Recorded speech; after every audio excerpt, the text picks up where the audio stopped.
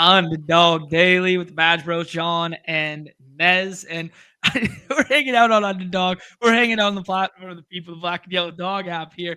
And it's kind of funny. I just realized this. Nez and I filmed something earlier today, and we were wearing the exact same shirt, and we didn't talk after that. And now we both had the wherewithal to just change. I'm just noticing now. That's pretty funny. So you guys will know when you know when this content eventually comes out. But yeah, we were wearing the same shirt about half an hour ago, and now we're wearing different ones. Yeah, that was. I love that we were both like, no, we got to change. I should have known that you would change. I could have just kept it on. I could have saved myself a shirt, but it's fine. This was the game theory of the he knows that I know. Does he know that I'm going to change here? This is the meta of the games outside the games right now. Yeah, we both folded. We both folded. Or Nez, in through a more positive light, we both raised and re-raised and both just jammed it in. that works too. That's good shit. Yeah, some fun stuff going on today. A little lighter on the MLB slate. We had those back-to-back monster ones the last 2 days here. Actually, I'll float an idea your way, Nez, that I was thinking about last night. So it's reflected in the fill rates and the size of contests at times.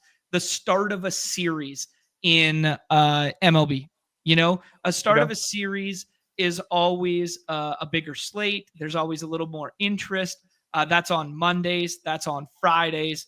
That sort of deal, right? So I'm thinking on a Wednesday after on a Tuesday after a Monday, where the slate is identical to the day before in terms of games. Only thing changing is starting pitchers, that sort of thing, some weather here and there. How about the changing of slate size the day after? So Monday is the condensed, the 8, that's the main slate. And then Tuesday adds those next 3 late games into the main slate to mix it up a little bit. I would like that. I was just thinking, we kind of get rigid with our, what's working and what's whatever. I was thinking last night, man, this slate would be a lot more fun to draft right now if there was a new wrinkle to it that's different than the previous day. Yeah, no, I agree. I was thinking the same thing. I'm like, Monday, high dollar slate. You do have a better chance of filling with a condensed slate, but yeah, considering the slates are pretty consistently at 30K this time of year. Mm-hmm. I think it would just make sense to add in those other games, and I agree, just to kind of keep it fresh. I think, for whatever the reason is, not that I think that there's anything wrong with the way that things have been going in terms of slate. It's just we tried it. Yeah, it's just just a thought, Yeah. But I'm with you. Like all that to say, I'm with you, and I'm not complaining. I agree. No, yeah, it was just a random thought I had last night when I noticed, okay, we're 5K smaller than the previous day. Nothing's really changed in terms of run totals on these slates. Same game environments. How could we spruce this up a little bit to entice people to play? Because I'm more excited to play today, Nez, even though it's a smaller prize pool, than I was yesterday, because we got a new wrinkle on the slate. Even though it's only 5 games, we get 2 additional games that we haven't had on the main slate the 2 previous days. Yeah, we just haven't had the Athletics on a main slate in forever, and a lot of these West Coast teams, we don't really get them on the main slate anymore. So that would be nice to keep it fresh. Yeah. We will do last night's winners. We will talk through the MLB slate today. That was kind of just an impromptu conversation that I want to bring up with Nez. Then we will use our good friends at the Solver to jump in either a Husky or a BBM, and we will do Badge Bros Brawl, either to start the football segment or to close that out. That thing is humming along. I think we're almost at 50% filled in that one. So love it. Keep pumping on that one. I got a couple more in this morning. I did a little Scatta Boys scroll down in that one. Had to feel alive, Nez. He's a fun scroll, man. I'll give you that. He's a very fun scroll. Mm-hmm. Absolutely. All right, dude. Let's move into last night's winner. There's a couple things in the chat though that are going on here that I want to hit on.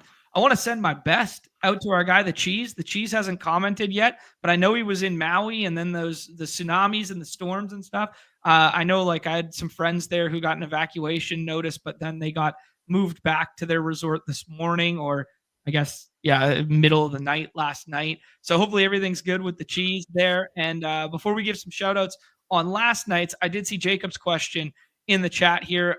Anyone know when the 7th-inning stretch playoffs start? This goes in tandem with the dinger that Monday is the start of it all, right? Yep. Yeah, Monday is whenever the playoffs begin. Okay, cool. So best of luck in everybody's sweats over the weekend. There was a good note in the Discord at one point that there will be some wildcard teams. I believe that was in the dinger, right? Yeah, no, there will be. Yeah. Yeah. There was a estimated cutoff point for that. So yeah, just go scroll through the baseball thread in the Discord there. Sweating Dingers should have the cutoff too, by the way. Okay, perfect. There you go. Sweating Dingers. Maybe that's where I saw it originally, to be honest. Yeah. So estimated spot there, so you can kind of sweat your teams and your lineups over the weekend there. Shout out to Mama Viper, as Best Ball Viper is hanging out at his mom's house there and still tuning in. All right, Nez, I am going to go ahead and bring up last night's winner. And yeah, you know, this leaderboard's not going to surprise anybody last night there, Nez. This is a friends and family, who's of the big names on the dog app. It was our guy, the Wood. Let me click here. There we go. As you guys can see, I got 27 into the main there. But our guy Wood is up here. Sam Olsen. Brad is up here with 2. J Sam, who has had a really nice week. Mike Zakarian proving he's not just a one-sport athlete there. Holden the Rock is up here as well. Truly some of the best players on the site finding their way to the top. Yeah, man. Hey, Zakarian had 3 in the top 20. Wow. Not a hoops guy. Well, you know why? Oh, the Red Sox went off. He's Red Sox fan. Nice. I mean, if it ain't broke. Yeah. Pretty good spot for the Red Sox last night. Obviously, Jaron Dern was the guy that you needed in the lineup there. I think he had a steal and he had a home run mixed in. They obviously had the rookie pitcher from AAA get called up for the Twins there. I can't even remember his name. I think it was like Preston Oil or something like that. I can't even remember. That's yeah, we went through it. Yeah, we went through it on the show yesterday. We talked about Kansas City being a great spot for run scoring. Really loved Vinny P's bat in there. Would have loved that lineup even more if Jack was in there. Jonathan India gets pinch hit for by MJ Melendez and still finds his way into the winning lineup here. Some late heroics from Bobby Witt because he was scuffling early in the ball game.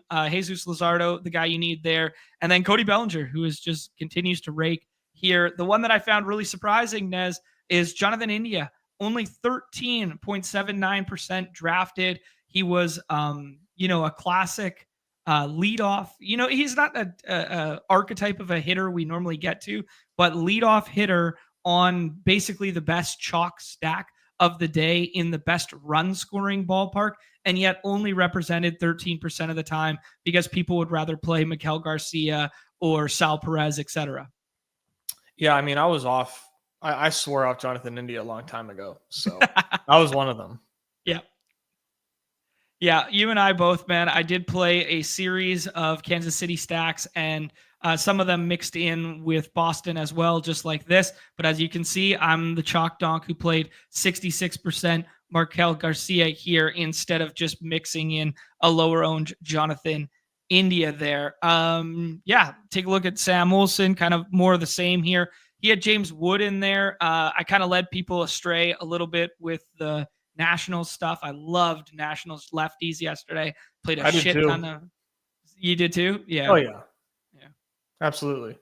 Yeah. Kind of unfortunate run out there. They still scored 4 runs, and Astros scored a bunch of runs in that one as well. But yeah, good stuff all around here. There you go. You get that Luis Garcia here. You get that CJ Abrams in there. But, James Wood sunk a lot of my Washington Nationals stacks. Yeah, he was a huge blow to my portfolio. I had a ton of NEP, so I thought I was about to be rich. That was not the case. No. As you guys could see there, CJ Abrams 29% for me, James Wood 44%. So there you go with the combinatorial ownership discussion mixed in there. That even when you're directionally accurate, when you tether it to two players instead of just tethering it to one isolated play, you can sink two ships at once. It happens to the best of us, dude. Well, good thing I'm not the best of us, Nez. All right, let's move on here, buddy. Let's talk about today's slate. I will bring up our friends at Unabated for that. Also, shout out to Unabated for the big pick'em score yesterday. Hopefully, you guys played alongside. We used both of our profit boosters on the same WNBA pick'em behind the paywall. It's going to pay for your membership for the next 10 years on our channel by just hitting that one pick'em. We've been cooking with those things recently, but shout out to Unabated for that one. Some of the best WNBA projections in the business there. Link in the bio below to sign up for that stuff. Nez, 5-gamer with a little bit of weather looming in this Marlins and Cardinals spot there. 5 could turn into 4 in the blink of the eye. If you believe kind of what Roth is saying about this orange, he says it's a very solid orange and there's a delay and or cancellation. I didn't know there was varying degrees. I didn't know there were shades. Yeah, there were shades. I'm hearing about the shades. Shades within the orange pendulum or spectrum, rather. Oh my God. Yeah, but as we alluded to, we haven't had Sutter Health Park on the slate in a long time, and it looks like the best hitting environment, and that's reflected in the unabated run total here. It kind of fell flat on its face last night because the Mariners did not hold up their side of the bargain in that one, with the Athletics winning 6-1 there. But kind of 2 SP 1.5s at the top of this slate. Then I have nowhere to go, or no idea where to go there. And then 2 kind of like standout hitting environments for me on the slate. How are you treating it? Yeah, it's pretty tight, man. When you get these tight slates, like ADP always seems to kind of condense around where it should. I'm of course looking at Dodgers, right? Dodgers in Small Park, which I think you shared that like Small Park isn't playing to Small Park's name. Yeah, we talked about it yesterday a little bit behind the paywall, and there was a good ballpark tweet where they basically said, we have a large enough sample now to lower our simulations on expected home runs in that ballpark. So, like, man, this is where, like, I don't understand park factors. Like, did the park get bigger? I was speculating yesterday that the ball is getting nerfed in some parks, but not all. And they've overcompensated in a couple and undercompensated in a couple other spots as well. Because you will also see there's a trend right now with Sutter Health that home runs are actually trending down, even though things are getting warmer and wind is tending to blow out more frequently in the evening. It's trending in the wrong direction. You would think home runs should be popping more in Sutter Health. So I think there's a little bit of fucking around with the ball pending on which place you are playing in. The other theory associated with Ballpark Pal was there's more drag on the baseball because the ball is different this year than last year's, and that plays differently in certain parks. That would make sense to me, and it would piss me off. Yeah, 100%. It's annoying as shit. Yeah, and the MLB, as like their reflexive conversation, is not all balls are created equal. They're all different. Every ball in a box is completely different than the other one. They're all manufactured and made the exact same way, but not one ball is created the exact same as another ball. Yeah, that's kind of like their stock answer. Well, that gives them plausible deniability. Exactly. Yeah. It's the beauty of our game. Like, no, you guys are like, what's the point of having like different parks if we're just gonna like bring everybody like back to equilibrium in ways that are not like when you are in bed with gambling, you are required to be transparent. Like you are sponsored by all these different goddamn books, and you aren't giving the public the right and proper information. You know, we're deducing, Right. but like that's very much problematic.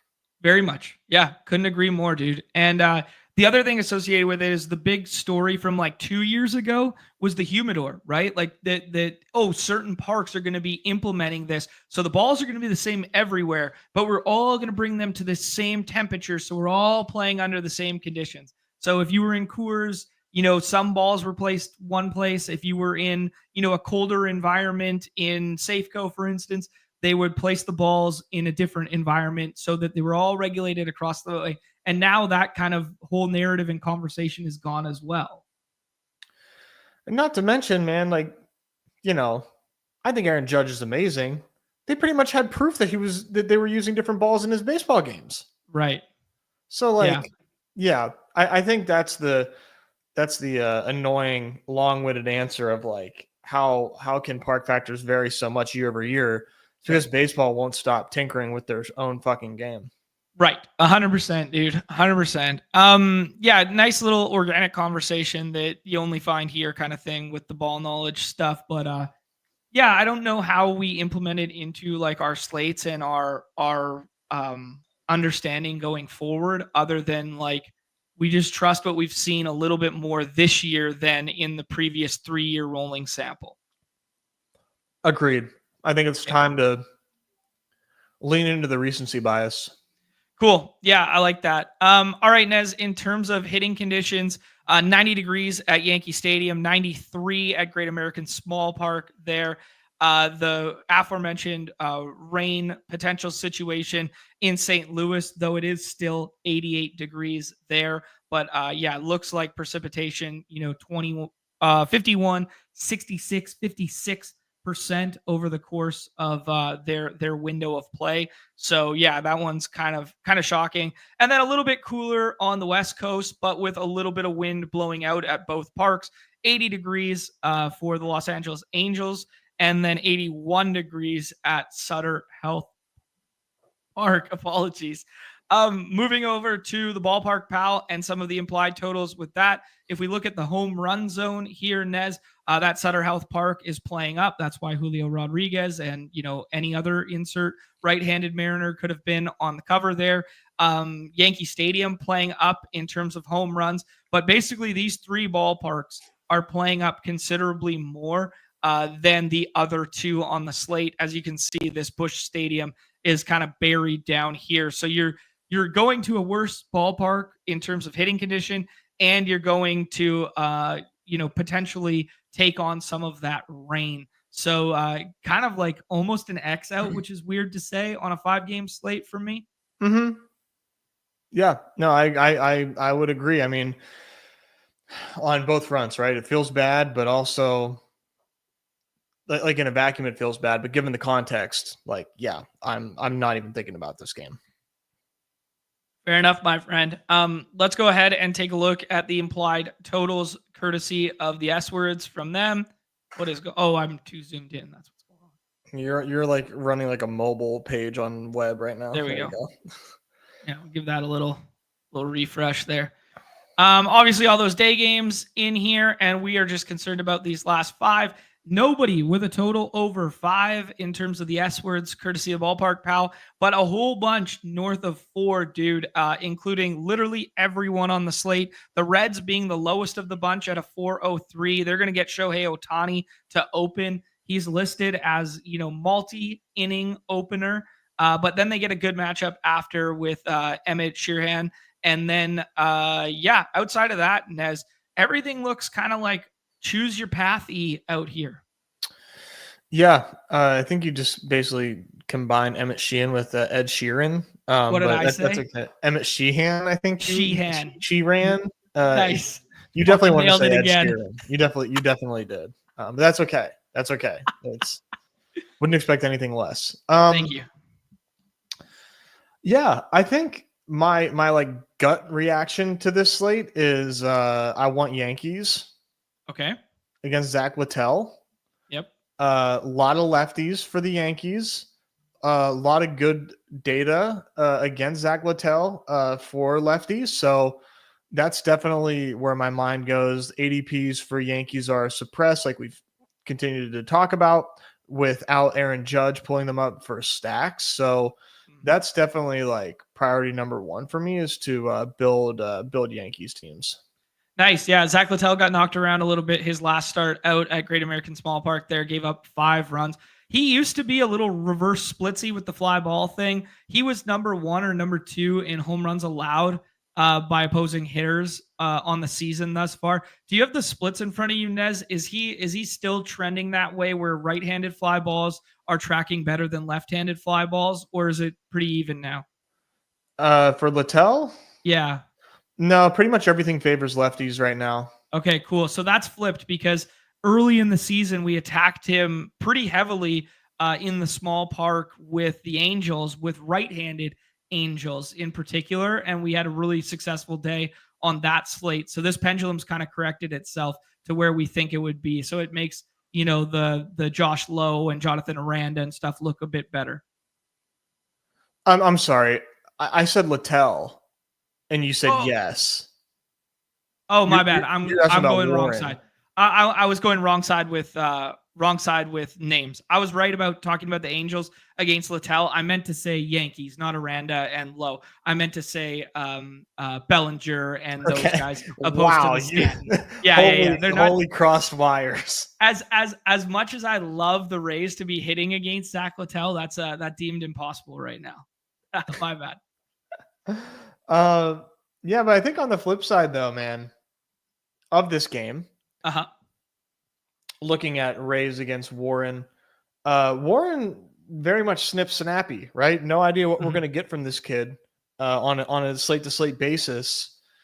Definitely one where like I'm either taking him or I'm stacking against him, and I think I'm going to be probably leaning more so stacking against him when I'm not taking Yankees.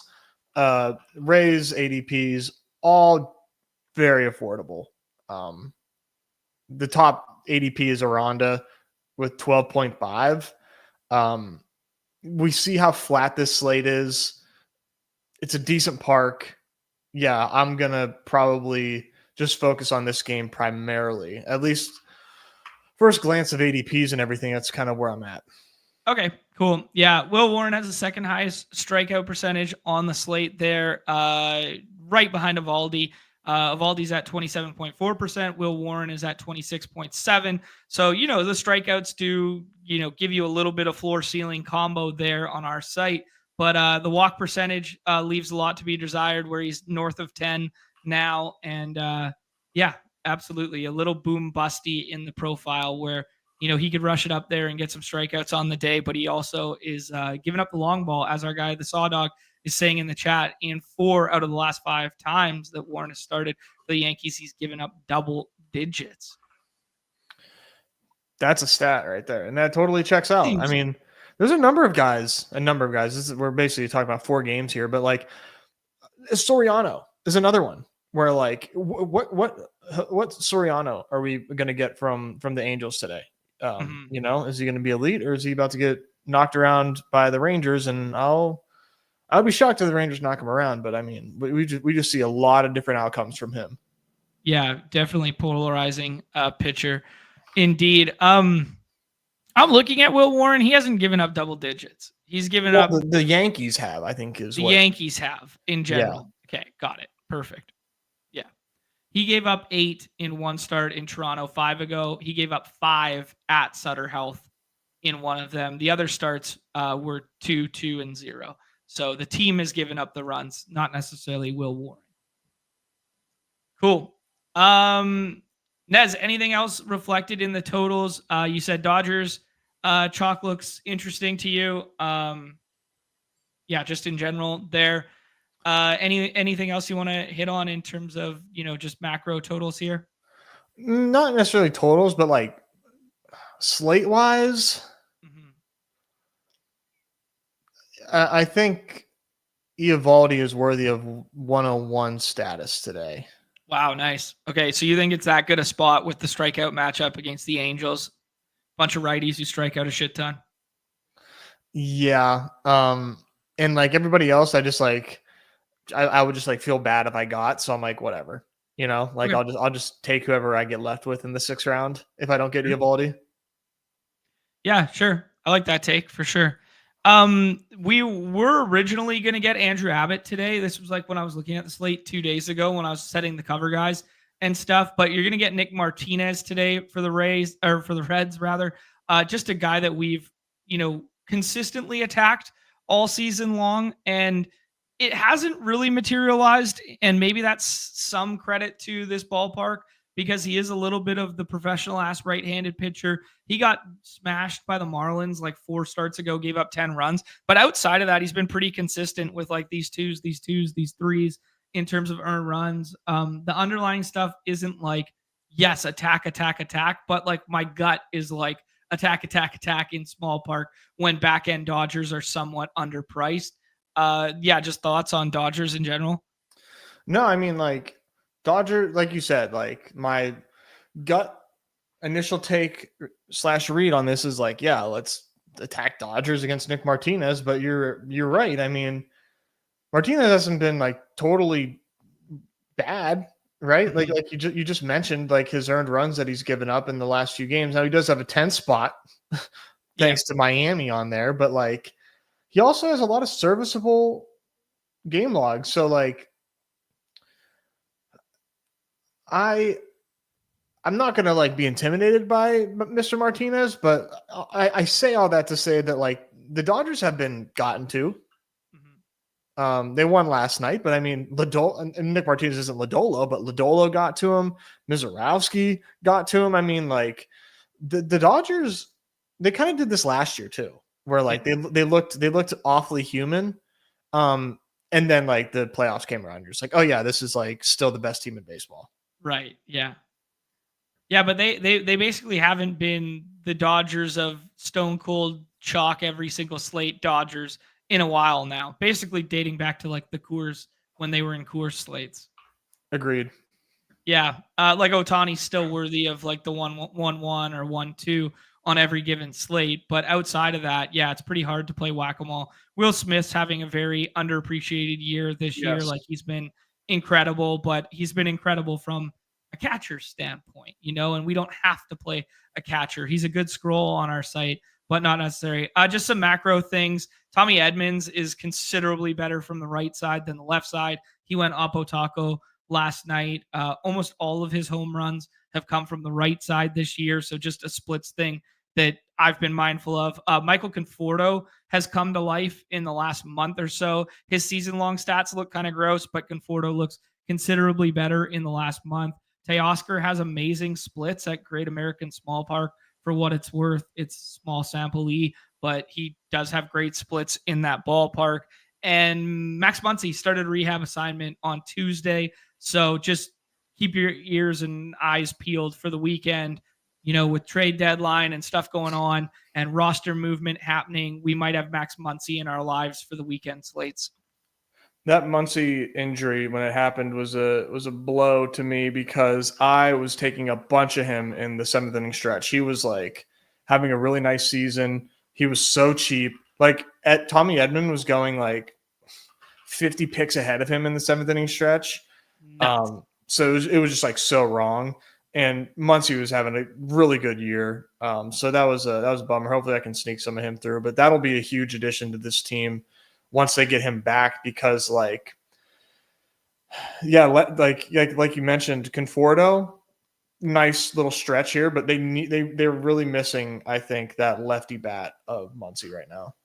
Yes, agreed with you there. That next game, Nez, is that Marlins and Cardinals game that we were talking about. Kyle Stowers has a pretty high ADP and he's earned it, but both you and I are kind of playing that game as a stay away, despite him being really nice in recent memory. He was a late scratch with an illness in this game on the 28th. So good to see him back in there. But just, yeah, I think both you and I are treading cautiously and lightly here. Cal Quantrill and Miles Michaelis, two of the professional right-handed variety, but neither that we want to play on a slate like this. So it's literally just bats. And I don't think the time between this game starting and the late game starting that there would be possibility for rain out called and then swap to half decent plays, because the rest of the Athletics and Mariners are almost getting drafted every single time. So if you draft this game and it doesn't play, your swap options are going to be extremely limited, even if it happens in the perfect window of timing. No, I mean, it's a really good point, right? It makes it much riskier and very less appealing to draft these guys unless we get the call early, in which case, then that changes things. But it's just too risky, right? Like I'm for a game that doesn't have huge, awesome game slate breaking range of outcomes, in my opinion, but it's baseball. So end of the day, man, this is a 20K slate. Like, do you really need to get there? Right. Yeah. Well said, dude. Well said. Yeah, it would be getting there for leverage purposes only. Maybe you can use like a one-off Stowers or whatever if you're recognizing that it's going like completely undrafted. Maybe I can mix in a one-off here or there, and then you're not, left holding the bag. It's the onslaught stacky stuff that would scare me a little bit. Last two on the slate there, Nez, Angels and Rangers. You shared your love for Evaldi this evening. Jose Soriano is kind of like a mixed bag. No idea what we're going to get.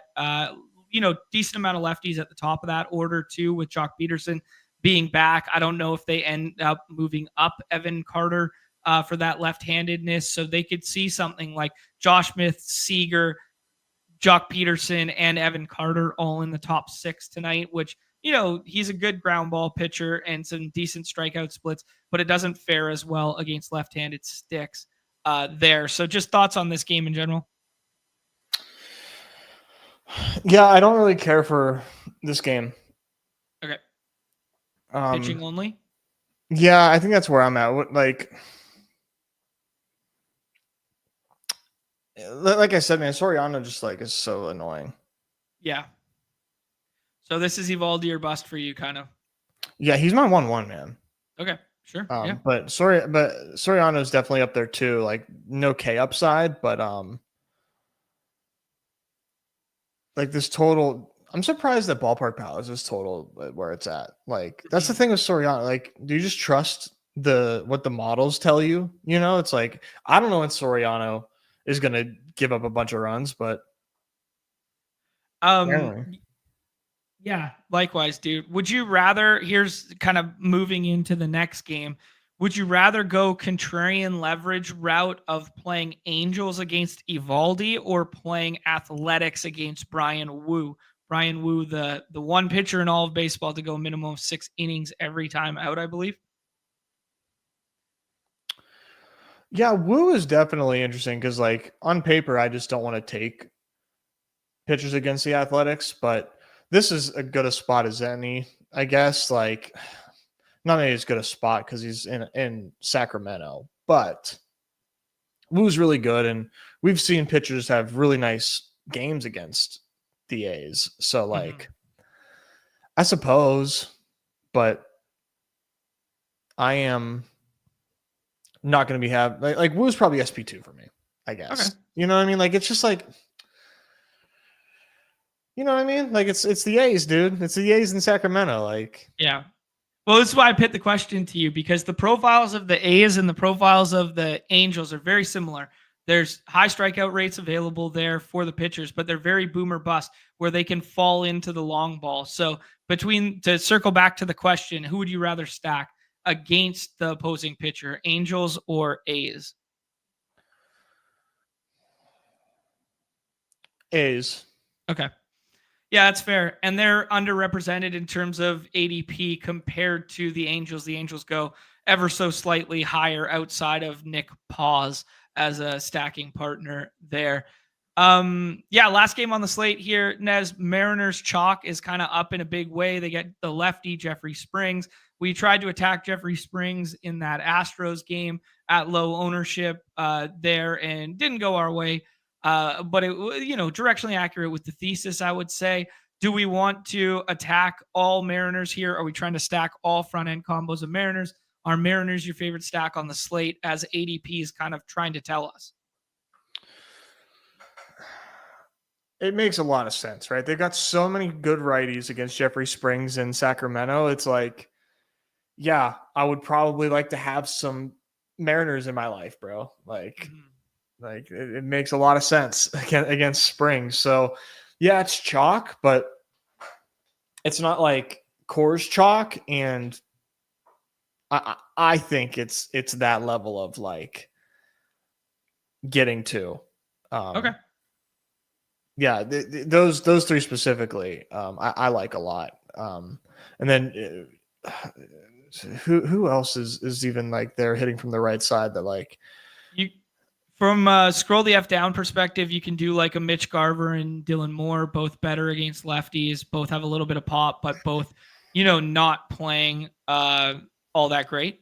And then Ben Williamson, who's like, their prospect at third base, who almost ran into one last night to the warning track. He's got a little bit of power, but hasn't showcased it yet. They're going to call up Tyler Locklear, and, he's potentially going to be in the lineup today, but he's got like 30 home runs and hitting over 300 at AAA. Had a stint with the big club last year, so he may or may not draw in. Probably not in our player pool. I actually didn't even look. But then Naylor's fine to play lefty, and he's been running a lot since he joined the Mariners. So, Naylor looks pretty nice too. Yeah, it's just like it feels bad going Naylor lefty, but you're right. It's definitely fine. Yeah. I mean, there's a non-zero chance that he's out today and they put this Locklear kid that they called up in there. Let's see if he's in the player pool. He's not. But that's not a given. One could DH, one could still stay in there. He was their big trade deadline prize acquisition thus far. Yeah, I don't blame you though. I could see he hasn't had a day off yet, right? No, not yet. Not since joining the team. Yeah. This is funny. Turbotron, a kid at the A's game said, quote, "Williamson is so tough. So do with that what you will." That's good. I love that. That's boots on the ground right there. Nez, in terms of like the BVP stuff, nothing really to write home about on this slate. Jan Moncada ran into one earlier this year against Nathan Eovaldi. Brent Rooker has never had a hit off of Brian Wu, with the exception of one home run. So he's 1 for 17 with one home run. Aranda versus Warren, they faced earlier this year. He got him for a home run and a couple walks and a couple hits. That was all my small sample size start of this year stuff.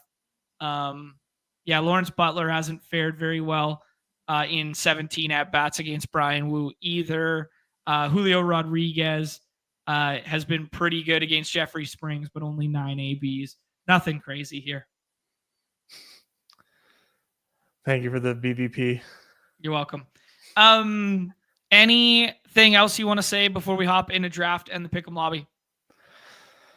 No, I just think that based on the cost and the size of this slate, Yankees leverage, Rays leverage, considering they're going to be like, I think the most under 100% of the of these like 4 games has me like pretty bullish. I don't know. Okay, cool. Yeah, Yankees and Rays. And to back that up, Ballpark Pal is telling you it's the best home run hitting environment on the slate, even better than, actually, that's not true. It's the exact same as Sutter Health, but it's better for these Yankees from that left side, as you alluded to earlier. Right.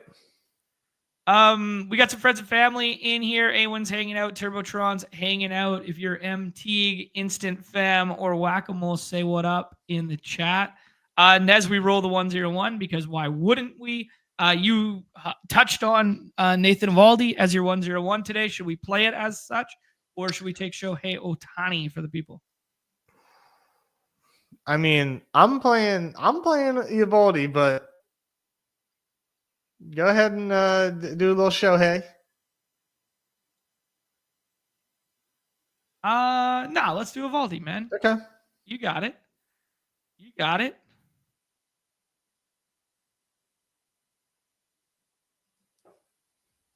That's it. All right. Go ahead here. Nathan Evaldi. I just went to check in on the Twitterverse for some lineups, and I got like a billion notifications. So I have to close these out. I was trying to put some people. Take Evaldi. Let's go. Awen wants as much Shohei Ohtani as he can get today comparatively. Yeah, and my shit's getting blown up right now with my my ball knowing takes to start here about educational streamer programs versus not. Rumor mill. Never tweet, John. Yeah, never tweet. Red Sox have shown interest in Merrill Kelly and Zach Gallen. Yeah, no duh. Dodgers showing some interest in the Twins bullpen. Doesn't directly pertain to our slate today, but just something to be mindful of in the future here, as some of these bullpens are going to start emptying out and getting a little depleted. And those are going to be some teams that we want to attack. The Twins I mentioned yesterday as one of them. Another one I would mention is the Giants. Giants seem to be like, okay, this Raffy Devers thing isn't going as planned. They might start emptying out some bullpen arms there. Not a team that we love to attack in that park. Nez, we could do some of that Yankee stuff and play the hot Cody Bellinger from the left side right now. What do you like? Yeah, I prefer Yankees. Let's start off Belly. Looks like all the fun Seattle pieces went. Yeah, we could scroll the F down to some Seattle stuff, but it might be gone. Awen's doing this Dodgers start here. Seattle, 3 guys are gone already. Seager's gone. Nick Paz is gone. We could do like Jonathan Aranda if you prefer it. Or Jonathan Aranda's already gone. I meant Junior Caminaro if you prefer, or we could do Jazz. Let's do Jazz. Sure.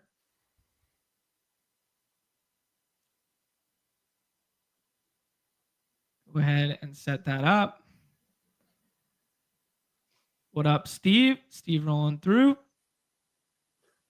Awen's hand drafting it up. He's actually in the lobbies with us right now because things are a little slow. That looked like a little auto-y to me. He's just that fast. I watched it in real time over his shoulder at the dog bowl, Nez. He is just that fast. Everything queued up. Star method master. I'm surprised you didn't take Freddie there. Set up that Super Dodgers stack. Yeah. Must see a tier break at starting pitching that he likes more, or he's already got it so many times that he wants to deviate. Yeah, probably. This is probably his 40th draft. Probably something like that. How you thinking about landing this plane here, Nez? We could do some contrarian Seattle stuff. Kind of fun idea. We could keep going with this Yankees train. What do you like? Dude, the Reds just traded for Ke'Bryan Hayes. The Reds have taken Ke'Bryan Hayes from the Yankees, or from the Yankees. From the Pirates. We'll get a real-time reaction here from Nez. As you guys can see, he is thrilled. What the fuck, dude? The best defensive third baseman in the National League? ? In baseball. In baseball? That's high praise. Matt Chapman still exists. Matt Chapman still exists, but I guess that's National League as well. He's been better than Chapman for years. Okay. Do you want to try and do some Seattle stuff? Do you want to keep doing this Yankees stuff? I can't think right now. Do the Yankees. Okay, let's do did Trent Grisham go already? We got the Martian here. We could do Trent Grisham or Ben Rice. You know what? I'm going to do Ben Rice because I think I want to scroll, and because I think infield is harder to fill than outfield today. And then should we continue with a fourth Yankee here, or should we try and hit some one-offs? I think just take Grisham. I like Grisham. Okay. So we'll do a scroll down Yankees 4-man, and then we will do one contrarian one-off because we're not going to build a 5-man onslaught on stream. You could. There's no stopping. I want to give the people a little something. Former MVP candidate, Brian. Holy shit, dude. This fucking sucks so bad. So what'd they get? It just doesn't matter. You just don't trade Ke'Bryan Hayes to the Reds. There's just levels to this. There's like you just don't trade Ke'Bryan Hayes in division. There's like it's just not right. But Ben has no decorum. I don't even care that he hasn't like been that good with the bat. Like, if this is true, this is heartbreaking. If it's in division for cash considerations, that's so gross. That'd be crazy. Bound is trolling you right now. It's not. A couple bats. That would be so gross if that was the case. Oh my goodness. Let's take a look what's going on here. We got there's a Ben Williamson sighting mixed in with Julio Rodriguez. I'm going to scroll the F down for us here, dude. This guy's coming back to life, and he's coming back to life tonight, dude. Awin has taken, some double Yankees in there. We need a one-off here because we're not doing I won't allow it on the stream. This man is a lefty killer, and he's coming back to life tonight, dude. Dylan Moore comes back to life tonight. Wow. Scroll the we have these level of powers with the lefty killers, so. We do. Dylan Moore's coming back to life tonight. So we build ourselves a 4-man Yankees, Nez's favorite stack on the slate relative to ADP, and then Nathan Eovaldi, his SP1. And then John fucks it all up by scrolling all the way the F down to saying, you know what we need on a team that already has 2 ADPs north of 34? We need some contrarian leverage, and that's Dylan freaking Moore, 35.1, ripping dongs off Jeffrey Spring, the lefty killer. Nez, let's take a little look at the Pick'em lobby here. Obviously had some good success in WNBA last night. We could take a little look at what Unabated is cooking up in terms of home runs there, but any spots that were popping for you earlier, or any kind of like macro spots that you want us to check out, or are we going to just kind of mix and match here?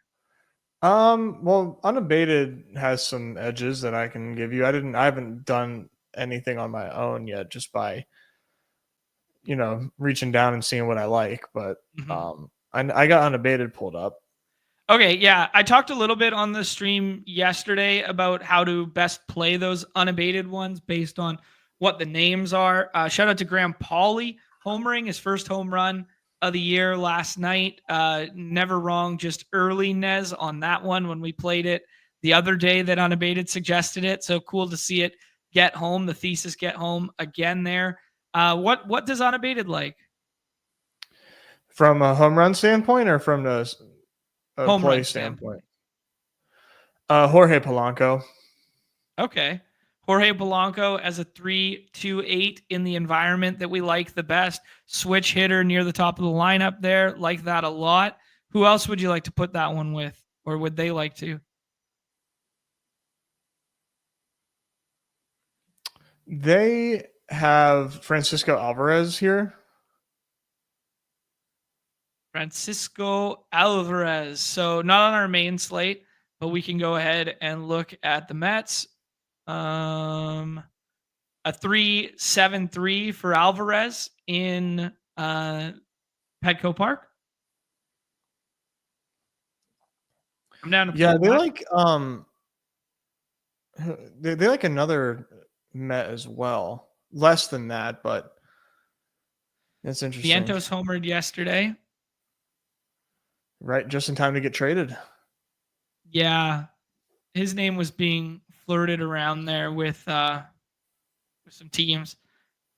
I don't know if he's a guy that I'd want to buy. Would you want to buy him if you were an organization? He does seem to have like a weird profile, but Right. Like everyone with brain in our industry was like, yo, he's prime regression candidate this year. Like you just can't keep up that home run to fly ball rate, yada yada. But like he mhm. definitely does have some ball to bat power skills. Yeah, like I think that he could be a good player, so I think it makes sense. It's just like I don't know what team, like it's weird when teams want to trade for like a guy that's in the majors, like that to me is like weird. I Okay. gotcha. I So hope. we just got the return in. Okay, let's hear it. Sammy Stafura. Okay, hold on. Let me. Is it on the Just Underdog? against me. Is it on the Underdog website now? Yes. Okay. All right. There you go. And Taylor Rogers. Yeah, Taylor Rogers. Okay. I guess. What do we know about Sammy Stafura? 20 years old, bats righty, shortstop. Mm-hmm. Has decent to good numbers in the minors, who has only played at a single A level. Yeah, he's young. He has 400 plate appearances in 2025. Good walk to K ratio. No power. They got themselves Jacob Wilson at third base. They got what's the future value profiles look like? I'll bring it up on Fangraphs here. That'd be interesting. He's 2023 draft class, second round pick, 43rd overall. Future grade 40 plus, hit 25, game power 20. Value. Say again? 25 is the current value. Yeah, current value. Yeah. He's not on their Fangraphs top 45. As the Reds top 45? I do not believe so, even though his future value would technically put him up there, but they don't have him. They don't have a write up for him. They don't have him listed in their top 45. He's more like an honorable mention for them. All right. He's young. Time will tell. Interesting move. Who else do you think, like Sandy Alcantara with his second straight blank outing last night? Like I'd take a swing on him for like a back end arm. Certain teams want to take a swing on him. Robbie Ray maybe as a dark horse if like Giants want to dump salary and commit to like giving up despite the Devers trade. Dylan Cease. Do you think Dylan Cease gets moved? That would be weird, wouldn't it? I think he's going to get moved. I think he's kind of like what's the thought process there? I've heard that. I think it's just the contract and salary dump. Like he's volatile and nobody wants to be. He kind of is like Blake Snelly-y, you know, where it's like nobody wants to be the guy that pays him, but everyone knows he's good. Yeah, but like the Padres are in contention. Right. Yeah. So that's where I'm like, what the hell's going on? Yeah, it would be like not waving the white flag fully, but like it'd be kind of like, okay, we're putting our future of not paying him in the future ahead of making the playoffs this year and making a bit of noise. Here's his contract. He's full UFA next year. You knock off some percentage of this 13.7 million the rest of the year.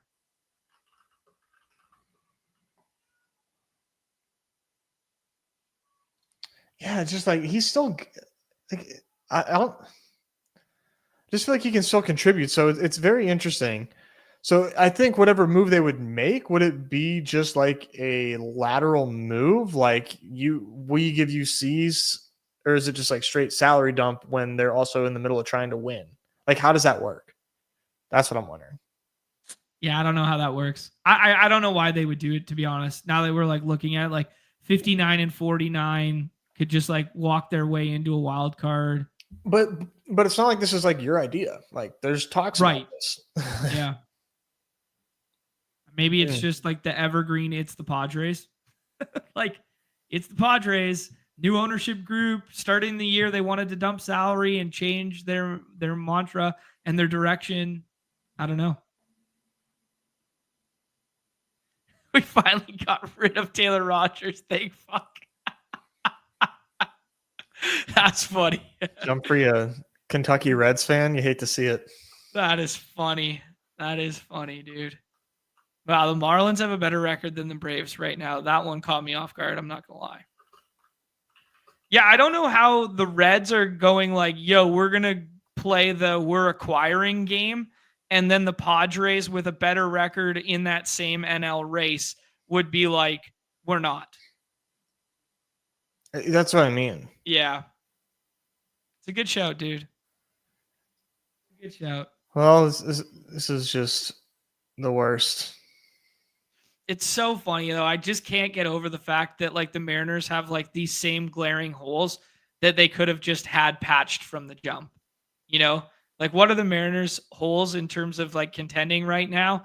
Well, you probably need a 4th or 5th starter so that you could stop running out Logan Evans and why am I blanking on the other kid's name? The Georgia guy that you hate, Hancock, Emerson Hancock. Like, so you could stop running those guys out. Oh wait, you could just had Robbie Ray. Oh, Ben Williamson's not ready to play third base every single day. Oh, you could have just kept Eugenio Suarez. Like, it's just like, it's so funny. Oh, first base has been a glaring hole for you for like 5 straight years. Oh yeah, we'll address it by getting Naylor like later in the year instead of addressing it in free agency and being like this patchwork of Donovan Solano and Rowdy Tellez. Surely that'll work. Like, it's just so funny. Stephen Kwan rumored that he's not. I don't know what's up with the Mariners, man. Oh, really? Yeah. So Stephen Kwan's in a bunch of rumors right now that he's not going to re-sign with Cleveland, and now they're trying to look for a home for him. So yeah, Coach Nez just got wind of the news too. He's pissed. Everybody's pissed. Nez, let's do one last one here. I saw a mention in the chat that Josh Lowe was popping for people. That kind of fits your thesis there in terms of wanting to play some home runs in that game environment. Why don't we pick our favorite priced Yankee to go alongside it there? Let's see. Wow, the Yankees price tags they're tough, man. Even Austin Wells is like 208. McMahon is under 2. Yankees chalk is Smash City right now. Yeah, I can't do that. Maybe a little Jason Dominguez 255.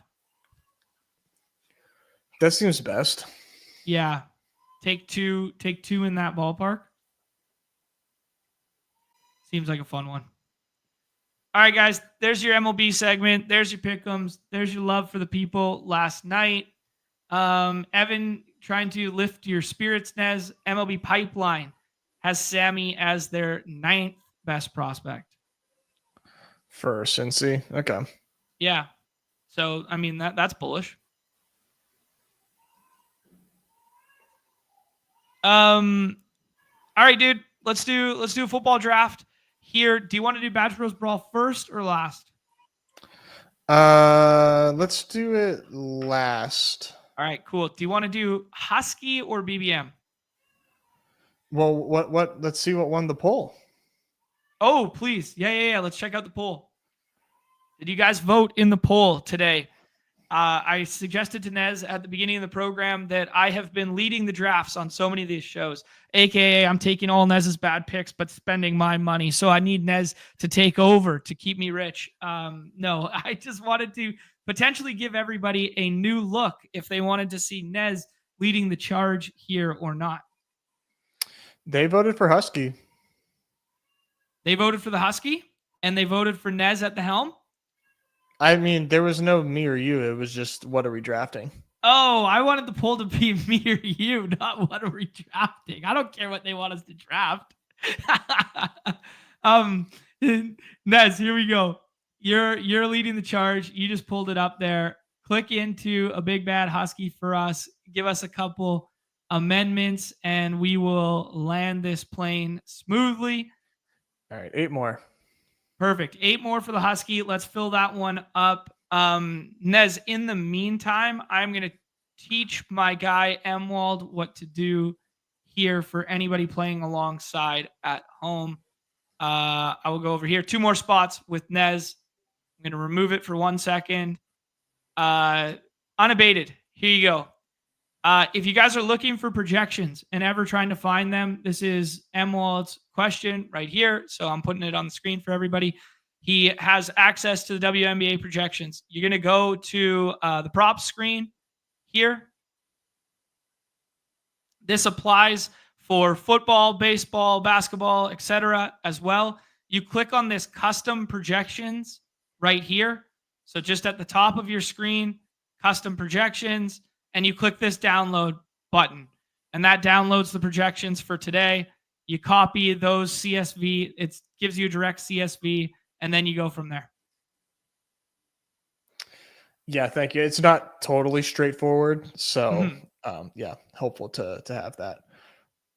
All right. 3 more spots in the Husky. Guys, someone got cold feet. We started talking projections, and someone got shook. Hate to see it. Hate to see it indeed. Oh, Nez, what are we going to do with the solver settings for the Husky?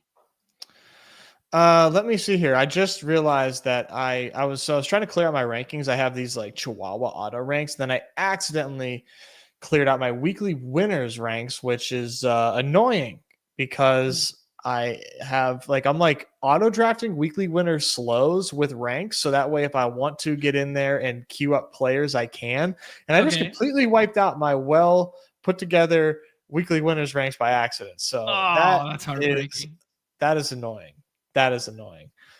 So hopefully those don't move too fast. But for those who do not routinely play on this site and just tap in occasionally or play their 5 to 6 entries a night and tap in to see us, that was a truly sick sentence. That I have custom weekly winners that I'm on auto on slows, but I'm still participating in said slows sentence. Truly sick, Nez. Yeah, there's probably like a million better ways to play weekly winners, but I want to get a lot of weekly winners entries, and I just think that when you're competing with a field against 200,000 other lineups, sure, what truly matters? Yeah, what truly matters? It's a good point. I mean, especially we keep hinting at this. But when we've been diving into a lot of this daily research, obviously a little bit longer lineups in weekly winners than in the daily contest, but seeing some of the funky combinations that have been showing success time and time again, it does really open your third eye and makes you wonder. Yeah, especially with the weekly winners stuff. All right, Nez, Jon. You're at the helm, dude. Well, yeah, so you have to tell me what you want. You're you're my guest. Bijan feels good, but I love our idea yesterday of Jefferson or CD with the running backs coming back on the other side. All right, let's go CD.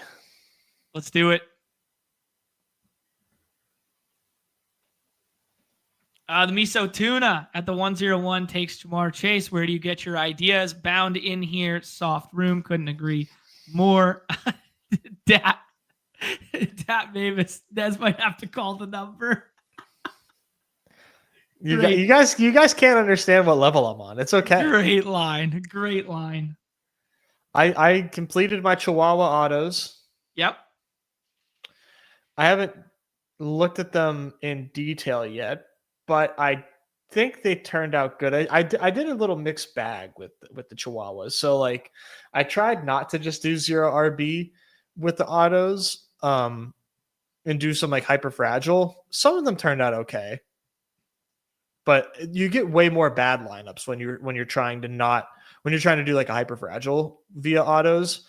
Sure. You end up with a lot more bad lineups than you do like, and maybe 0 RBs is just bad in general, but that's a whole different discussion. But it's easier to know what you're going to get. Like you sometimes you get what you're not expecting when you run autos for hyperfragile. So perhaps we just found our exercise for the solver series this week. You want to check out these Chihuahua 2 autos? Yeah, maybe. Yeah, we'll talk about it behind closed doors, but that sounds like a pretty cool idea. Or if like your puppy ones are finishing up there, I remember we hinted that maybe we'd double back on those ones. I think people are really curious.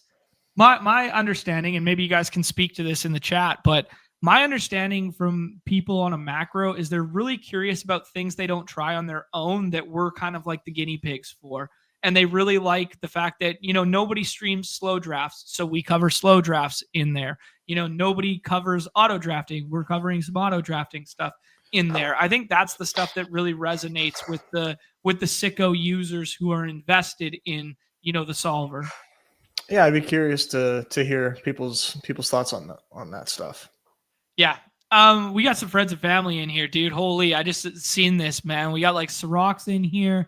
We got Pikachu in here. Steve's in here. Chad's in here. Best Ball Viper, Troy, Emwald. This is, the Miso Tuna. This is a true friends and family draft.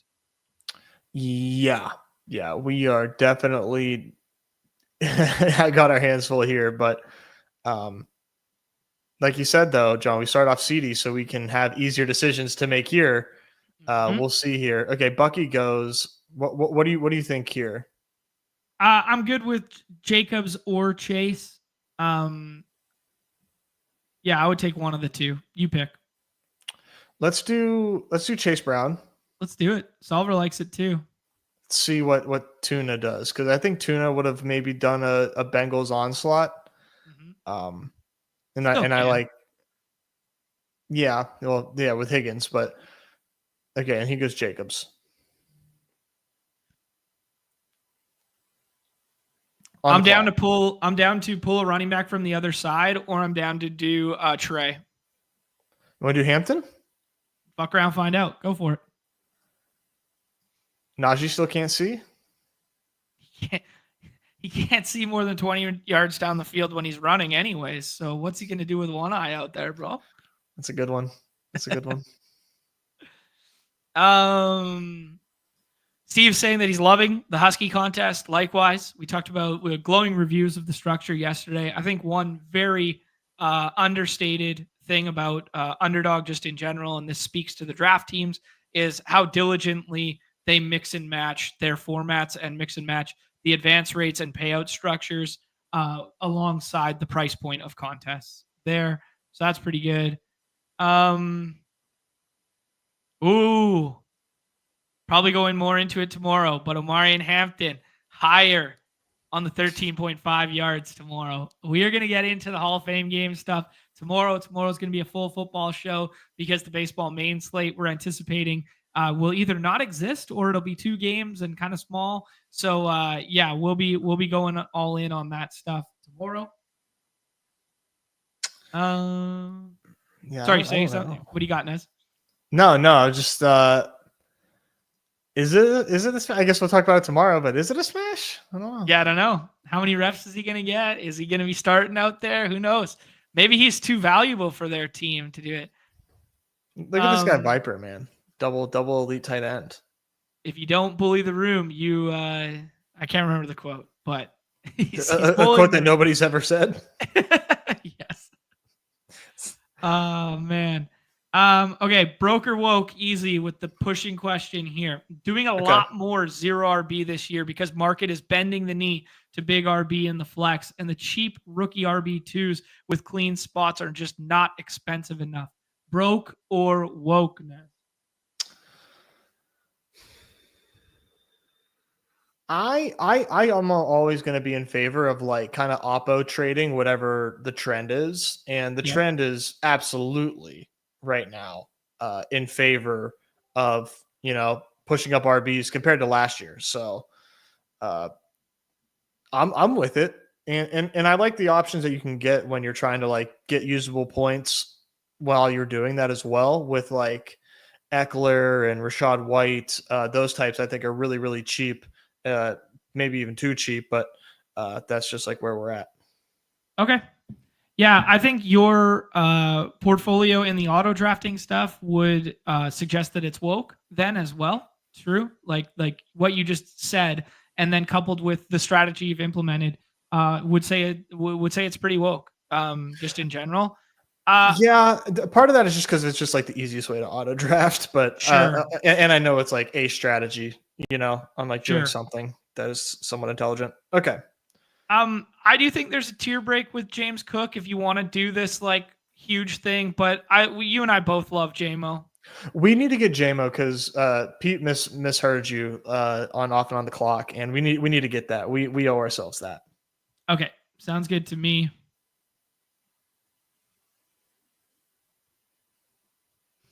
Yeah, I think our daily research and just seeing how much the flex is won by the running back and the importance in half PPR scoring and turning off my redacted brain a little bit makes me think it's a little more broke than woke on a macro, but I think it's still fine. You All pick right, Nez. Yeah, wide receiver not named Rice. Ridley or Waddle? wide receiver not named Rice. Okay, let's do Ridley. Yeah, let's flip it around a little bit. We haven't done a ton of Ridley. I do a decent amount of Waddle because I find myself building kind of similarly to this the majority of the times that I'm in like the 1 through 106. I think I would have gone Connor there if you hadn't said wide receiver.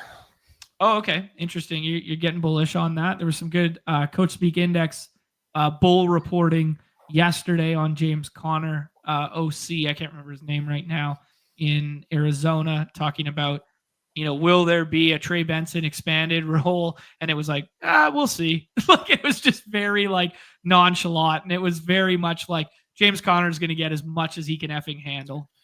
Yeah, he just has a great role, right? And like no sign of that changing. Yeah. Whose role? Okay, here's a little gal brainy. Whose role is more fortified and solidified right now? Kyron Williams or James Conner?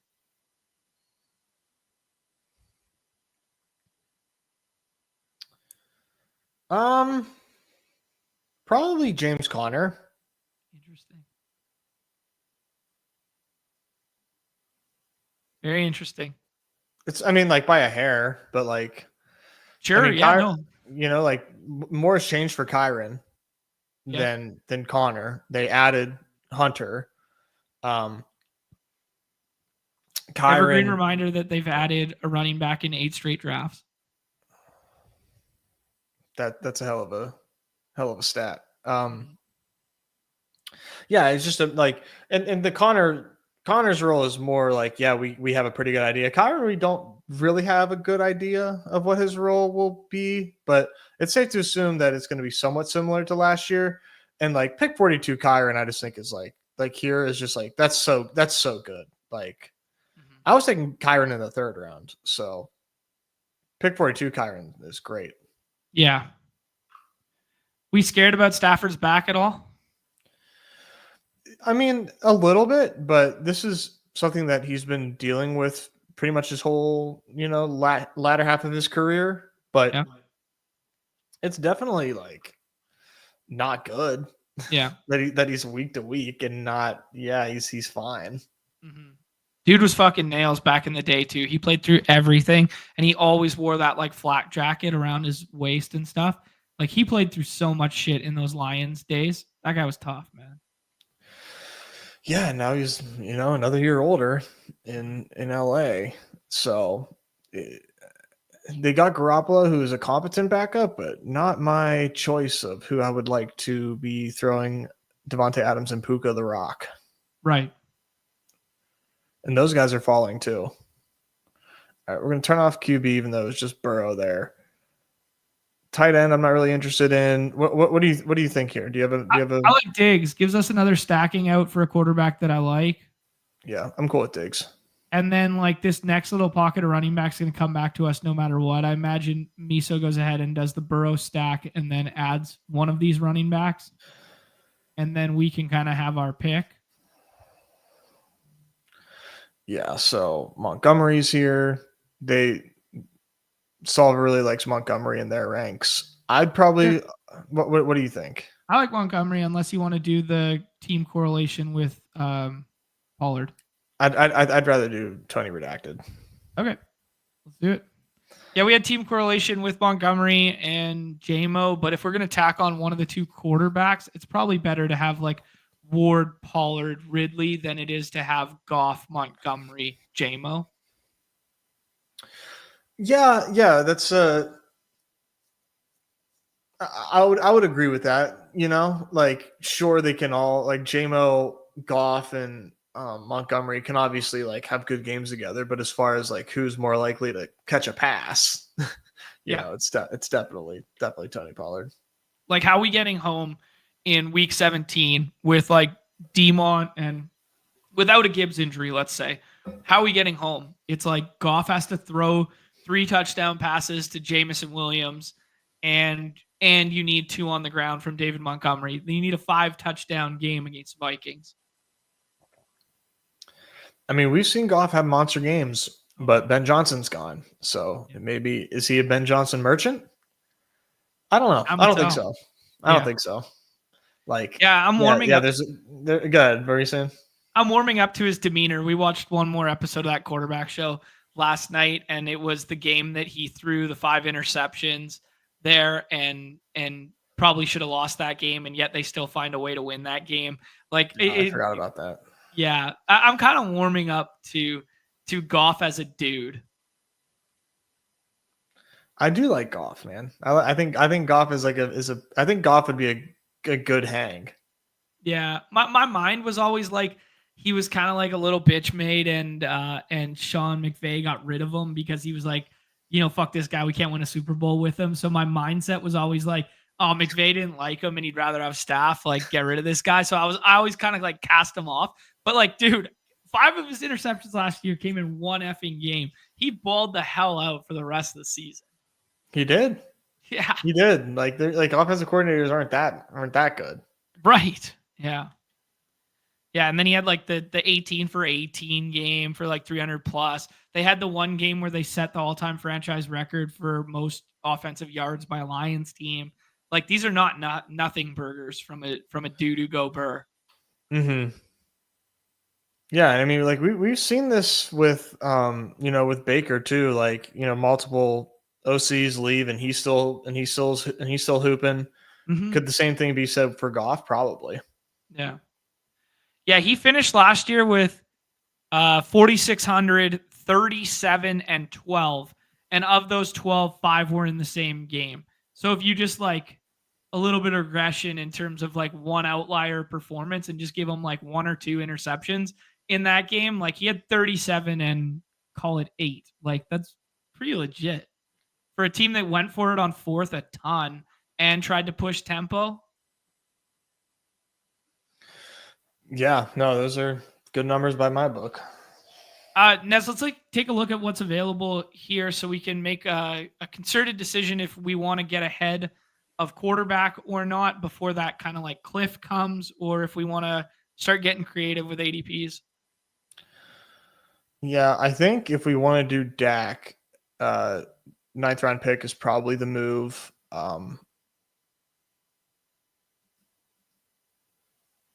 We have Cup, Mooney, Shaheed here. I'm good with Shaheed, Cup, Mooney, and then taking Dak on the way back. All right, I'm going to go Mooney. I know he's got the AC joint thing or the shoulder thing. Could be AC joint, but it's a shoulder thing. But better than lower body.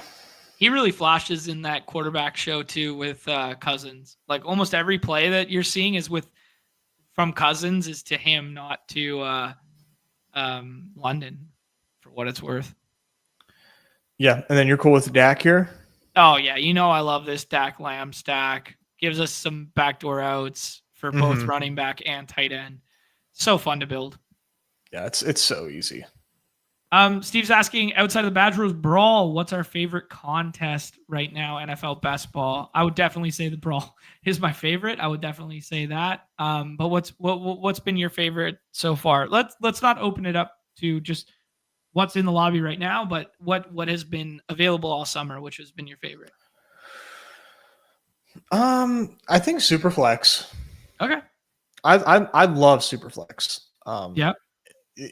I could really be eating my words on this, but like, I really felt like Superflex had a lot of edge in it, and I feel like I was playing it smart. I'm just finishing up those slow drafts, and it was just like such a different style of best ball, Sure. like so different that like I really found it to be refreshing. I don't know that they'll do another one, and I kind of hope that. I mean, if they do, it's cool. But like, I don't have enough capacity to do more Superflex. So like, my Superflex cup is filled with a $1 million tournament. But that was I did not expect to like Superflex as much as I did. Okay. Yeah. Good shout, man.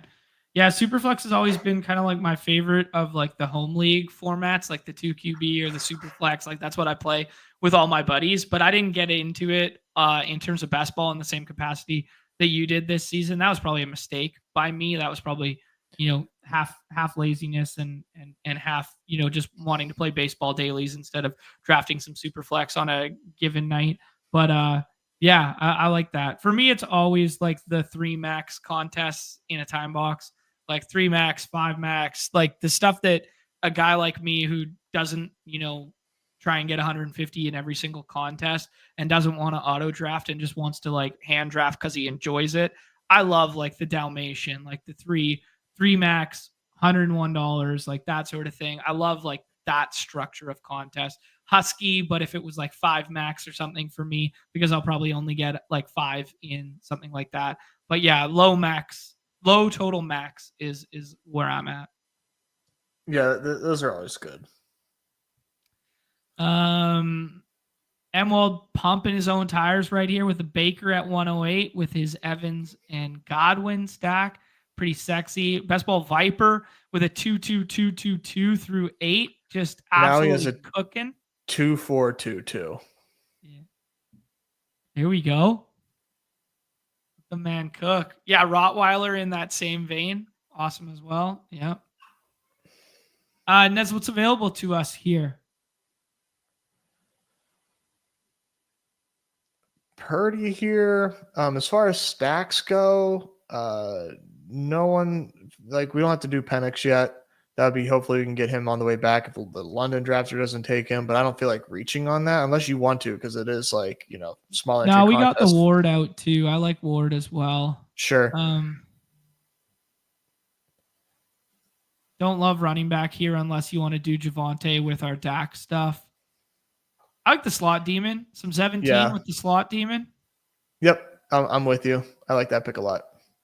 Yeah, we could do that. And then I think our next one, if we want to do Javonte as part of the stack, or if we want to address tight end before we go the route of, taking, we're going to take 3 on this roster, most likely. And Ferg will be one of them. So if you want to get ahead of the Ferg here, but if Njoku's there, just taking Njoku. He goes. Let's see here. Let me just turn off QB just for a second here, just so I can see some different suggestions. They like Ferg, Ramondre. We could do Ferg. I'm okay with it because like we've got options at our next pick. Like we're gonna have 2 options that I think we're gonna prefer. Like we could be at a crossroads if we potentially get left with all 3. I'm cool with the stack for our first tight end. Sounds good. Cool. Let me turn QB back on. Also knowing our room that like this is a pretty sharp room here, and like this is all friends and family, that nobody's just going to be taking like 3rd unstacked quarterback for like no reason. So we're most likely going to have our choice of Penix, Ward, both, or doing something else. Yeah. Nick asked us a serious question I feel like we should address, because he said he doesn't always do this as far as asking us real questions. How many players that we've been drafting a lot that we think are probably bad picks now? Players that we previously were we've been drafting up into this point, and now they're bad. Yeah, that we think they're bad picks. Okay, let me check my exposures real quick. Let me look at BBM. Okay. Yeah, I've done 40 BBMs. My shit is all messed up because of all the different contests that I've been doing. I think an obvious answer for me is Keenan Allen. Because like I was taking him before he was an 18th round pick. Dude, I'm not ready to wave the white flag on that one. I think, yes, could it be this year's Will Fuller? Could it be this year's Leonard Fournette? Could it be that? Could he just be like, yo, I just want to ride off into the sunset and play COD. I don't want to play football. Absolutely. But like, I wouldn't wave the white flag on that one yet. Okay. I got a lot of Michael Pittman, which is just an injury related one and maybe just short-sighted in general. Dude, my exposures in BBM in 40 drafts low-key slap right now. I'm not going to lie. Yeah, you've been dialed. Wish I had a little more A-Chan, 13%. But yeah, here, I'll bring him up in 1 second here. Yeah, I got 32% Scatabo. I got 21% Dylan Sampson, which was like basically all in the 18th, 19th. Then I got Chase Brown, Jalen Waddle, Pickens, Anthony Richardson, Pittman, Juwan Jennings, Pollard, Jacobs, Jamar Chase. I have 20% Jamar Chase. So I should be doing that. I've ran fucking clean as hell. Why don't I do that? Yeah, try harder. Skill issue. Then I got some DJ Giddens, Rashad White to go along. I got a lot of Travis Kelce. I was like team not Rashee Rice early. Dude, I kind of like where my exposures are at. Yeah, those sound good. We're about to be on the clock here. Jaden Reed. I don't know. And yeah, we are officially on the clock. I like Cam Ward. Let's just make the Javonte bet here. Unless you think Miso's going to take Cam Ward. I want to take Ward. I don't think he will, but I want to take Ward because I want to like talk about this next pick some more. So Javonte is here. Bigsby went, son of a bitch. I was trying to pull up Bigsby. Yeah, Bigsby's getting like that 10 pick treatment right now.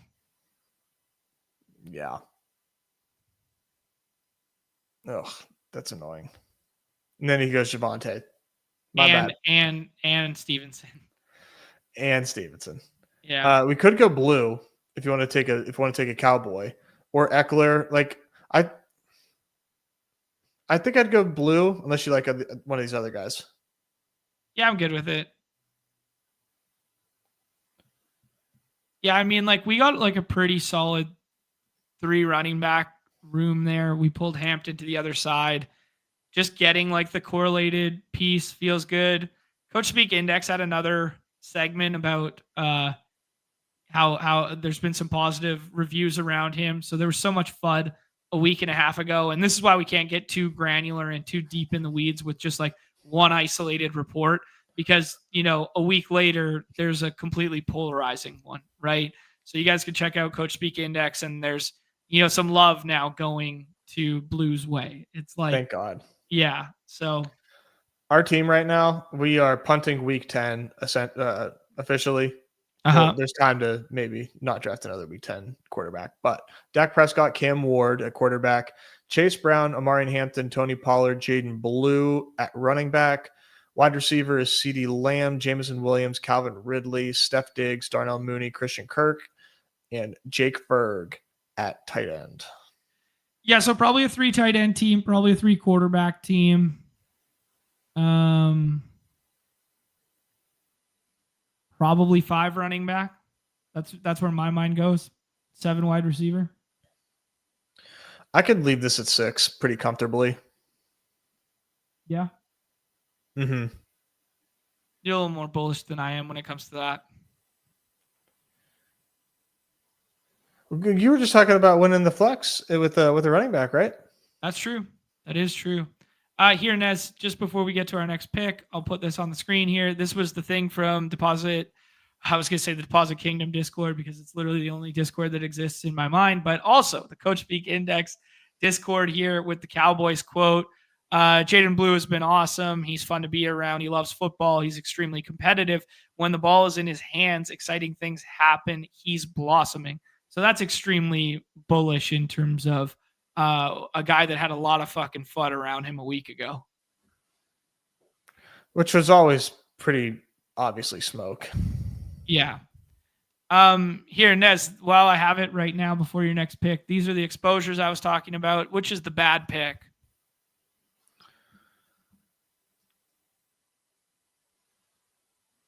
Maybe the Tua stuff. Maybe just not having like enough elite quarterback in my portfolio would be an adjustment. Yeah, I don't know. I don't see anything that's really aging. It depends on like how you want to grade it. If you just want to grade it straight off CLV, like that's an easy thing. We just pull up solver. But all right, we're back on the clock. Okay, I got us. Trey Benson falls all the way back. Everyone hates Trey Benson right now, eh? I think you just take it, given our running back room, given that we just that can kind of end it. He's definitely a tier break above the other stuff, unless you believe, in Nick Chubb or Jerome Ford winning that job for the season. Not really. I've been a Trey Benson fan as a handcuff. It's just like what you've been saying the whole time is kind of coming to fruition, where it's like, what's the difference? Because it's the same bet. They all need somebody to get hurt. Yeah. Damn. A-Rich already went, eh? Yeah, he went right in front of us. Wow. What do you think about Geno or Darnold here, just so we can get a bye week coverage? Yeah, if we don't have anything stacked, I'd prefer Geno because you can tack on Thornton. Agreed. You can also like get bailed out with like Trey Tucker or something. Yeah, or just like not even stack it at all. Because Brock Bowers is there. It's like, let's just capitulate to the fact that it's the Brock Bowers show. Yeah. They're going to be concentrated as shit, I think. Like, Thornton's getting a lot of love.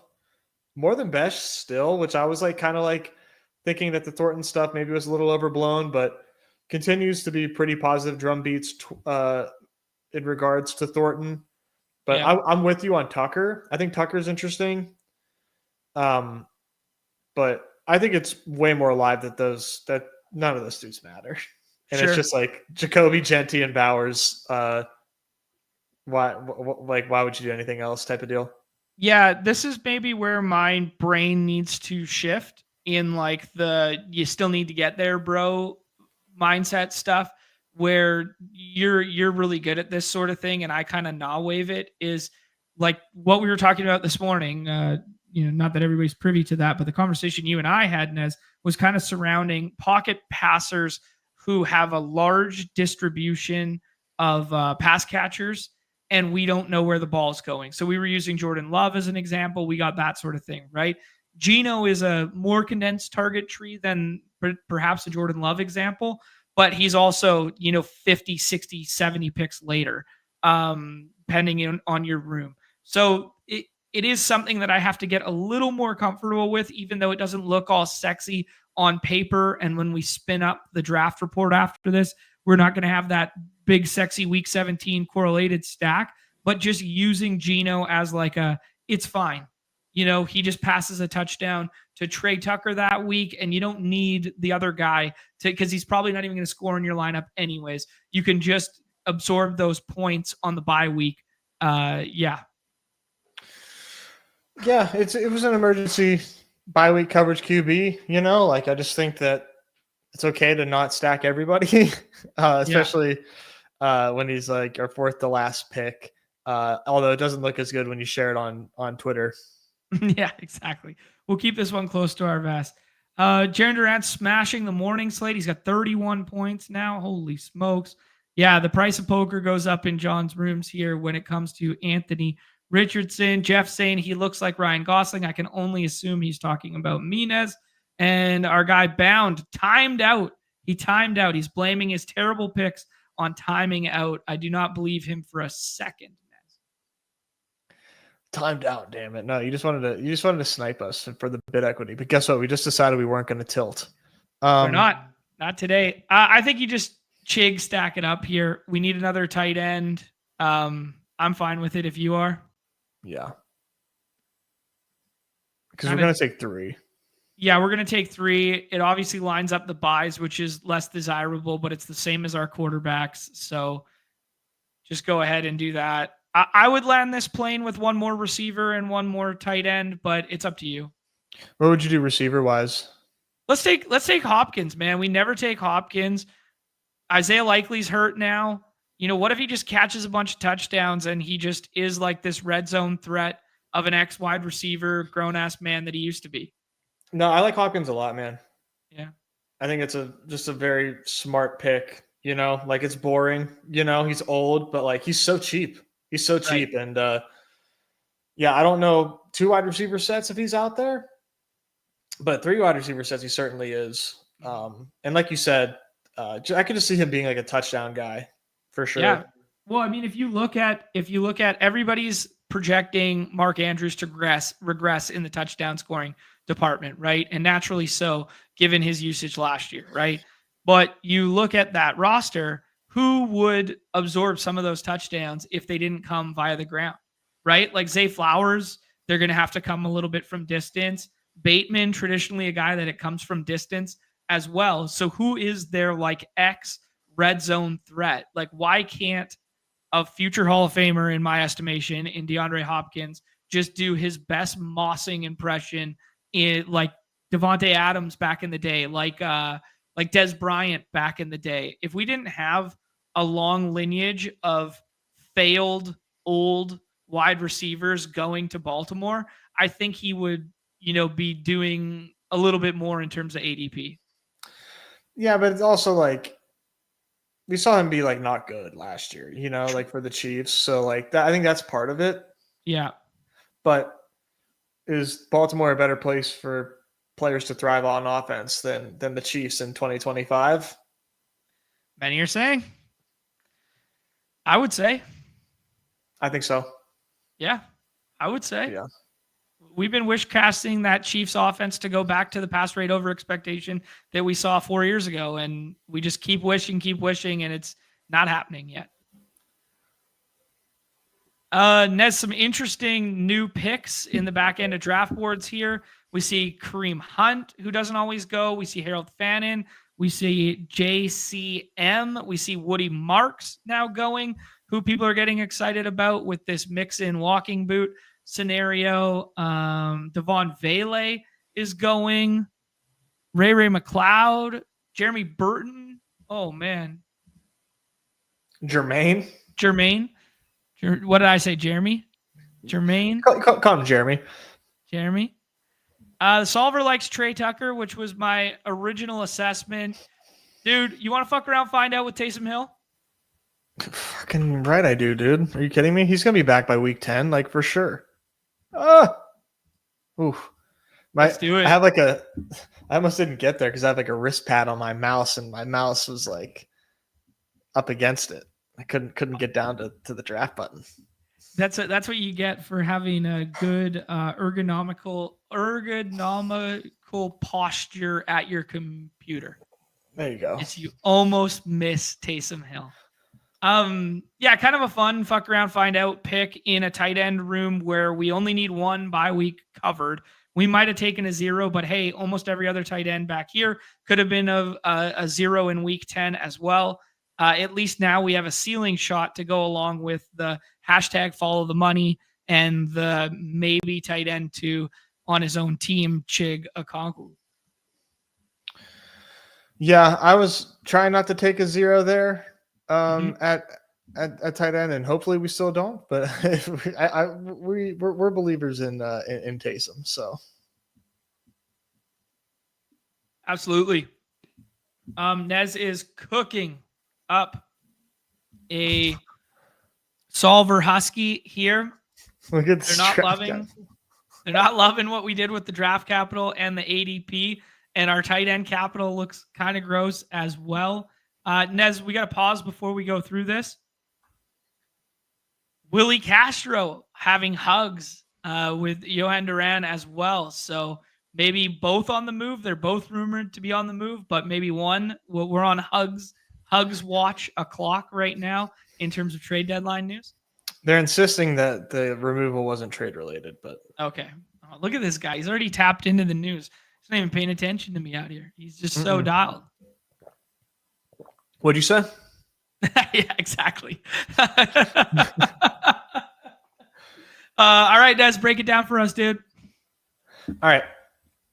3, 5, 7, 3. Mm-hmm.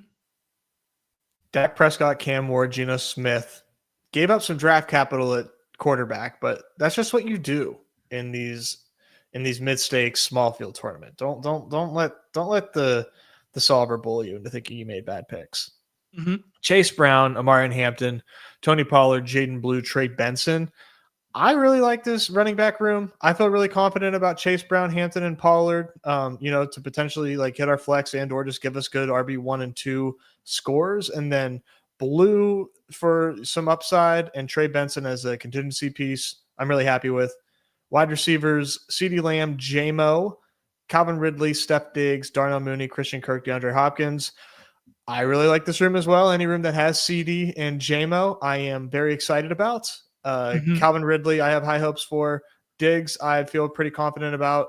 Mooney, I love with Penix, and then Kirk is like a pretty safe, projectable pick as well where he goes, and then Hopkins, the old guard there, scoring some touchdowns, and then Jake Ferg, Chigakonkwo, and your boy Taysom Hill to close things out.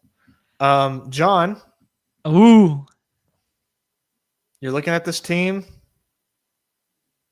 What do you think? Does it suck or fuck?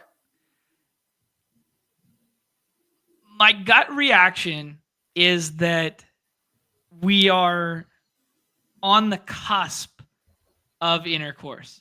We've been on 3 dates, a little bit of a makeout session, a little bit of tonight might be the night, but I get shut down. I was like so bullish and hopeful that tonight was the night, date number 5, that sort of thing. I was like, I'm going to seal the deal tonight. Maybe we're going to become not seeing each other. Maybe she's going to become my girlfriend now. And it just falls a little short. I don't bring my A game that night. She's a little bit embarrassed at some of the things I had to say. And now I'm worried about date number 5.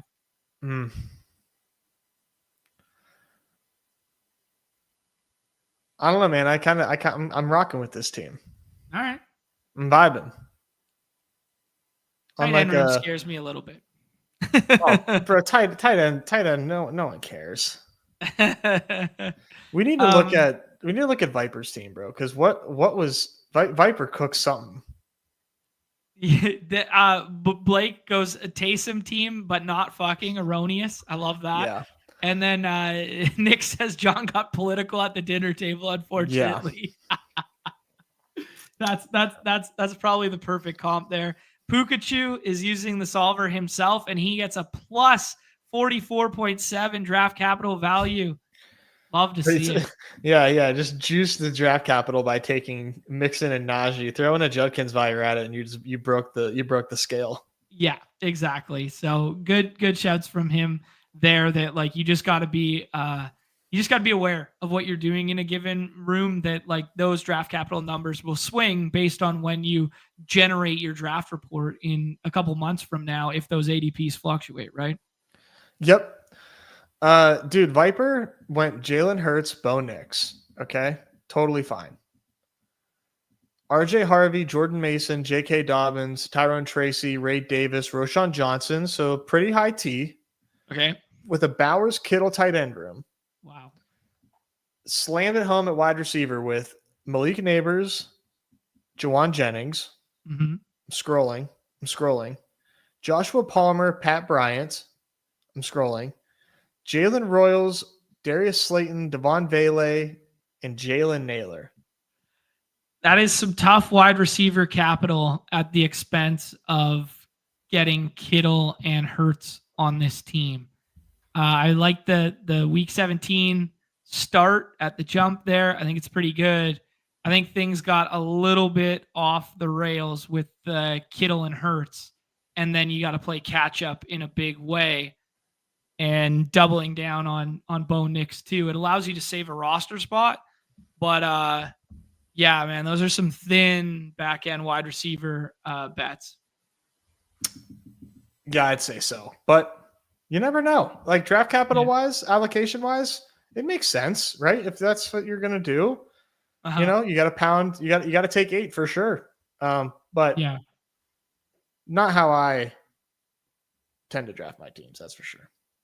Yeah, it's a cool experiment. It's cool to look through when someone else tries it. Like obviously he's a sharp drafter and has won dog bowl seats here and there and won the dog bowl itself. So like I'm not gonna poo poo on it, but it's a strong bet on Denver here, and then the Hurts pick kind of like just yeah, I think just like if he faded Hurts, because like Devonta Smith isn't coming back to you. If you just fade Hurts there, I would like it a lot more. Yeah, I think so too. But like conceptually, like I understand it. You know what I mean? Like I do understand. Like, okay, cool. Like you're crushing everybody at tight end. You're crushing at quarterback, most likely. Yeah. You're crushing at running back. So you're just like, let me just like start 3 wide receivers a week, whoever I can. And like chances are Neighbors and Juwan are hitting my lineup more often than not. So like, right. Yeah. I mean, I conceptually, I get it. It's just like, it definitely doesn't look good. Yeah. Conceptually, you know what I mean when I say that, like, no, of course. Yeah, of course. Yeah. Naylor hardly knew her. Nez, let's do one Badge Bros Brawl. Those things are lightning quick and call it a show. Obviously, Solver does not work for the 6-person drafts here. I was flexing my Badge Bros Brawl muscle that I was like, hey, man, I've done 50 of these. I feel so good. And just to look up, and Nez has already done 75 of them. So there's that. Yep. Here I was all like, puffing my chest out, got some feathers in my cap, feeling all nice. And you're still out grinding me. I am, dude. It is what it is. But I typically like I need to say I keep forgetting to do this where like I need to create a CSV of Badge Bros Brawl ranks and upload them when I'm drafting Badge Bros Brawl. But instead I'm just like jamming. I just queue up a bunch of running backs at the top of my ranks and just call it. I love it. Oh man. Yeah, Andy's maybe that's why he's got less shit to do. He can sit there. And no, buddy, absolutely not. Why do you think I'm auto drafting hundreds of teams? Nick found his way in here. Pikachu's in here again. UCF Jaguar has been in a lot of these with us and seems to be in some stream drafts. So if you're in here, say what up. What is that? Spaghettini? And then the miso tuna in here again. Spaghetti and tuna on the menu. Spaghetti and tuna. A match made in heaven. What's it going to be, John? Oh, do it. Do it. Yeah. Click them. Who? Jahmyr Gibbs. You had your mouse over him. All right. Flip the board, baby. Let's do it. Why can't Jahmyr Gibbs be the RB1? Why not? Bijan turned French in the off season. A little softer. Take Gibbs and see what happens. Gibbs there we go. Wide receiver 1. UCF Jaguar, subscribed member. Love to see it. What up, let's go, friend? Dude. Love it. Love it. What's up, man?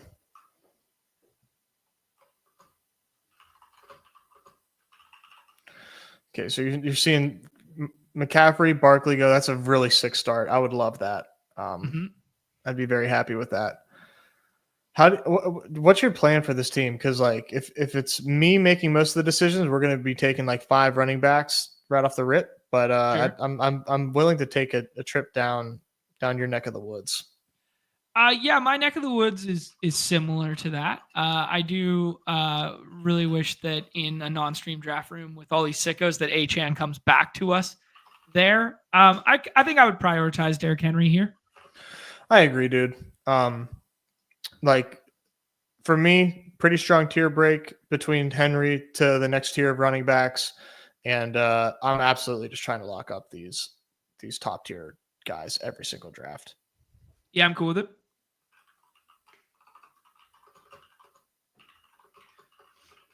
Interested to see what Puka does here. Because it's really tempting to take those wide receiver fallers I was in one this morning. Nez, people are a little skittish on the neighbors injury in parentheses. I don't even know if you would call it an injury, but the camp stuff there. Let's make the pick. Okay. I would prefer running back, but we can go. What do you think? I would stack Amon-Ra and like do like a golf scroll the F down kind of thing here. That's fun. Okay. Yeah, we'll check that one out there. Yeah, I was in a room this morning where neighbors fell almost to the fourth. They fell back to the 3-4 turn there.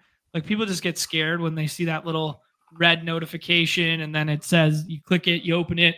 And I believe the exact comment right now is like not overly concerned about his injury or something to that magnitude, but it's still just like enough for like these little mental tear breaks for people. In injury severity downplayed is the exact quote beneath his name. So yeah, you get in a room with like some recreational players, they get a little bit, shook. Yeah, I can't help but overreact a little bit too to that stuff. Yeah. You just never know. Like stuff goes underreported all the time. Stuff gets over exaggerated. Nez, we're going to like our pick here. No matter what. Yeah. I really wanted Chase there. I think AJ Brown, if you like the Hurt stuff, or I think the Lad pick feels great. I'd pound the table for both of those. Yeah, let's go AJ Brown. I like AJ Brown's ceiling, and I kind of play this like weekly winner style too, like we kind of talked about a little bit on the clock. I lean like week to week ceiling.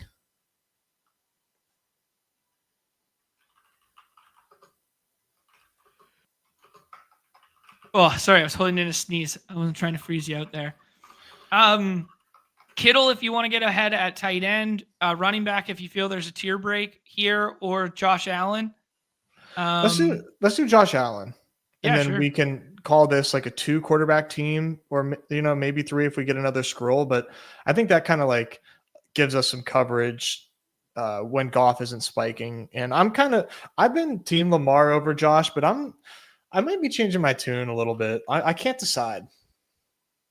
Yeah, I don't really have a dog in that fight because, as you guys can see with my exposures and almost everything I've been doing and talking through, I've been scrolling a lot at quarterback and playing 3 quarterbacks. But yeah, I mean, it's really flipping coins at the top. They're both incredible. I guess I give a little more credence to the Josh Allen scoring at the goal line or scoring inside the 5 narrative than I do Lamar. And I'm a little more scared that the Ravens could be this insane, complete football team that just runs over the AFC, with the exception of maybe like the Chiefs and the Bills, but like they run over to the way in which the Eagles did last year, where they don't have to have their foot on the gas all the time. Yeah, I'm like, where I'm at is like, yeah, like the Josh Allen rushing stuff is greater. And I like if Keon Coleman takes a leap, plus the addition of Joshua Palmer, like, man, it could be, things could get kind of crazy in Buffalo. I'd do Brees or Kyron here. I would probably take 2 running backs with our next 2 picks. I'm gonna go Kyron. I'm kind of on like a Brees fade right now. Sure. Offense might suck. Offensive line's definitely better, but offense might suck. They're giving there's a pretty consistent drumbeat about Braylon Allen right now. Okay. I'm buying it. I mean, like, reports. Yeah. Coach speak stuff. Yeah, like not coach speak, like, what they're seeing with the ones. Okay. Brees comes back if you want it. JSN's here, or Worthy. Let's do JSN. I feel pretty confident about JSN's role, target share, and offense. But yeah, like the reports have been that Braylon Allen's getting a lot of work with the ones, and I could see it, man. Like I don't really like I was kind of buying the inefficiencies, like conversation about Braylon, but like he was a rookie and the offense was sort of a mess. My eyes tell me that this dude could be a beast, and I want the guy that looks big and fast, and right. It's that simple. Let me just use my primate brain.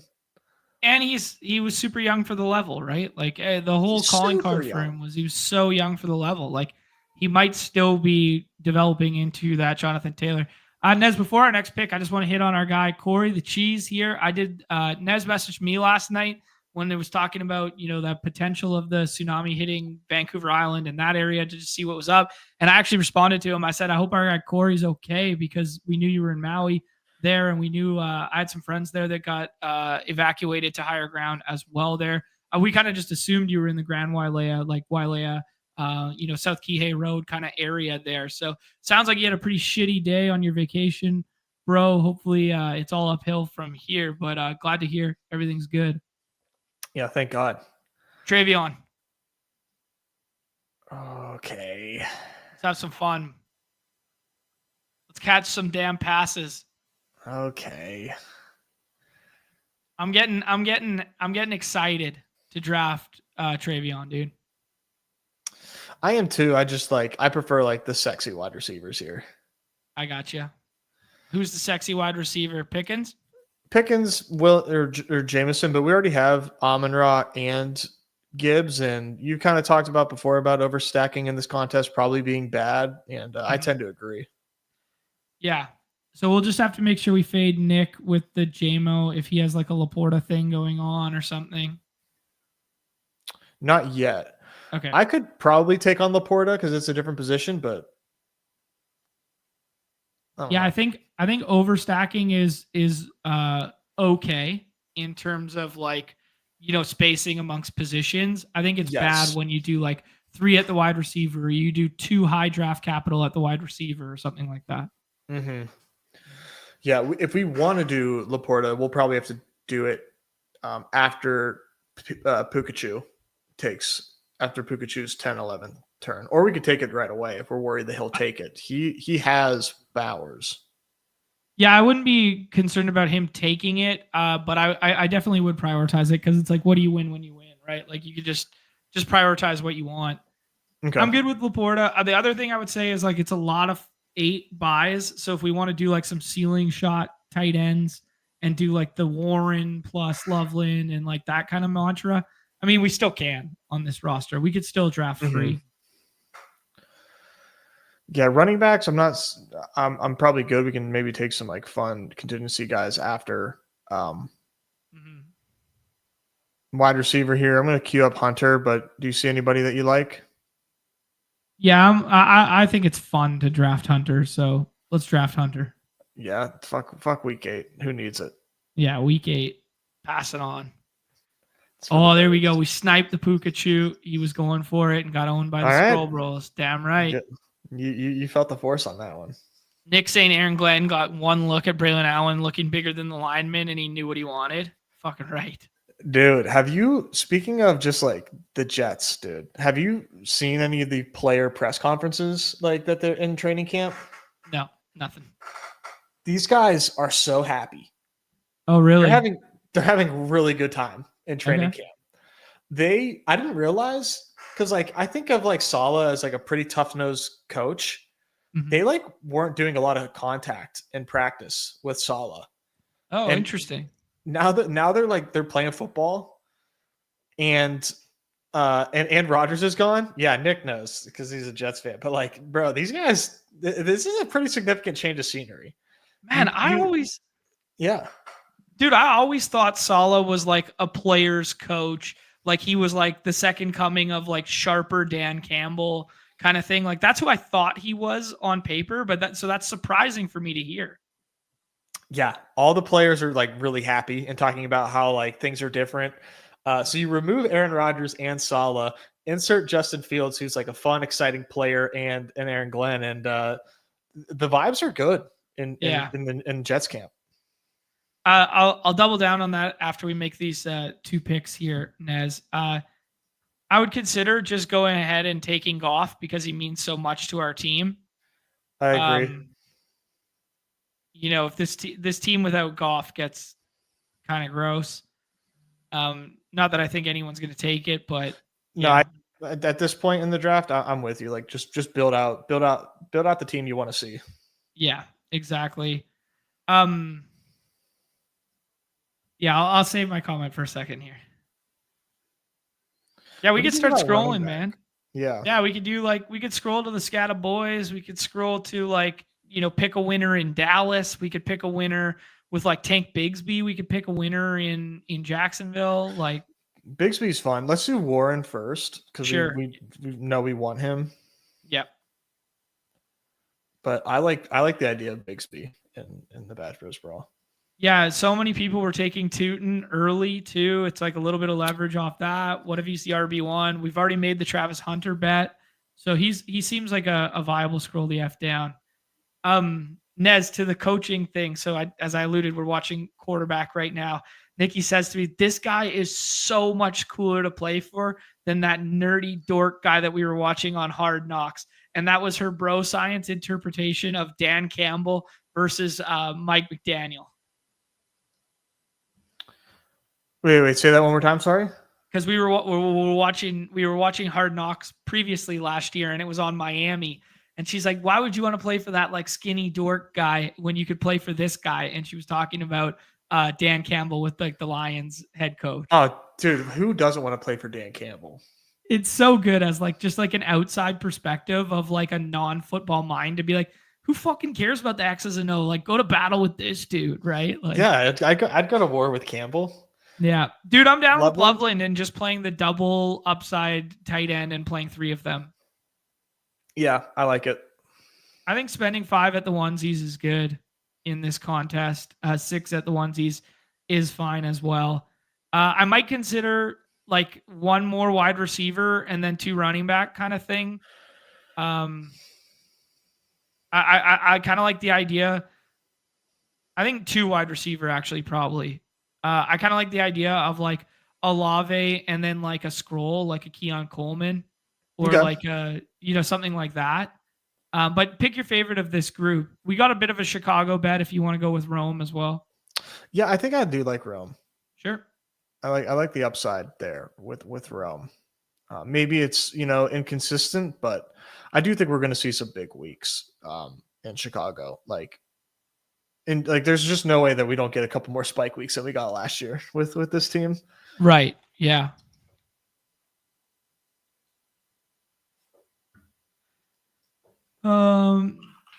Nick saying some guys are just better suited to not be head coaches, and that's probably Sala. That's probably true of a lot of these OCs and DCs that we wish cast into the roles. We think we're so sharp behind closed doors and oh, this guy schemes amazing, but can you stand up in front of a room of 80 men and fucking get them to do shit?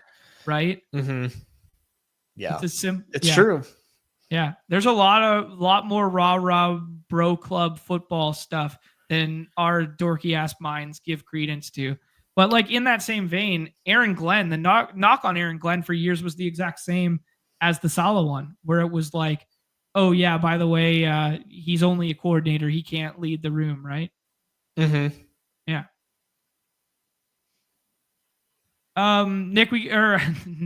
Nez, we got 3 picks left here. Tank Bigsby as one of them, Keon Coleman as the other, and then 1 more running back. Let's throw Keon in here. Or would you prefer it to be a wide receiver? Amon-Ra, AJ Brown, JSN, Pickens, Hunter, Odunze, I think, and Coleman. Let's see here. And then Gibbs, Henry, Kyron, Trevion, Bigsby. Yeah, let's do a running back. I got the pick.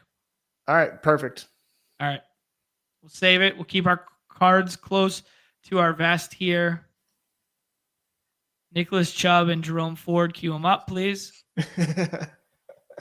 Got a false flag, everybody. Got to get the Scata boys to mount up here. Well, don't tell them what it actually is. Oh, shoot. Damn. Come on, dude. Yeah. The Spaghettini with a 4 QB build there. Love to see it. I don't mind it at all. I don't mind it at all either. Really sick wide receivers. Yep. It's a great way to land the plane when the build gets flipped on you. So if you end up being the guy who eats the wide receiver value early, that you flip the build back by doing 4 quarterback and 6 running back as a scroll the F down. Yeah, I fully agree. Yeah, just like lean into like those 5 that you took early and just assume that they're smashing. Okay, what's it going to be? Ray Davis. Ooh, very fun. We do a kind of like backdoor Buffalo onslaught stack, and we get another contingent piece that could be a slate breaker. So we got this really strong 3 RB room, and then yeah.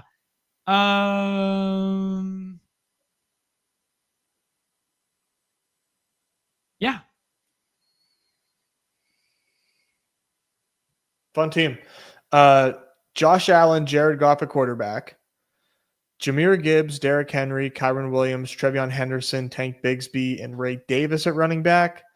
Amon-Ra for the stack. AJ Brown, JSN, George Pickens, Travis Hunter, Roma Dunze, Keon Coleman for the stack. Sam Laporta for the stack. Tyler Warren, Colston Loveland.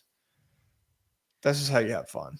Yeah, that team right there, Nez, definitely fucks. It's hard to have a sucks team when it comes to the Badge Bros Brawl, but it's also a team that, like, both you and I, it's like a merging of our formats and mindsets. We did the elite quarterback thing, but we didn't do 2 of them.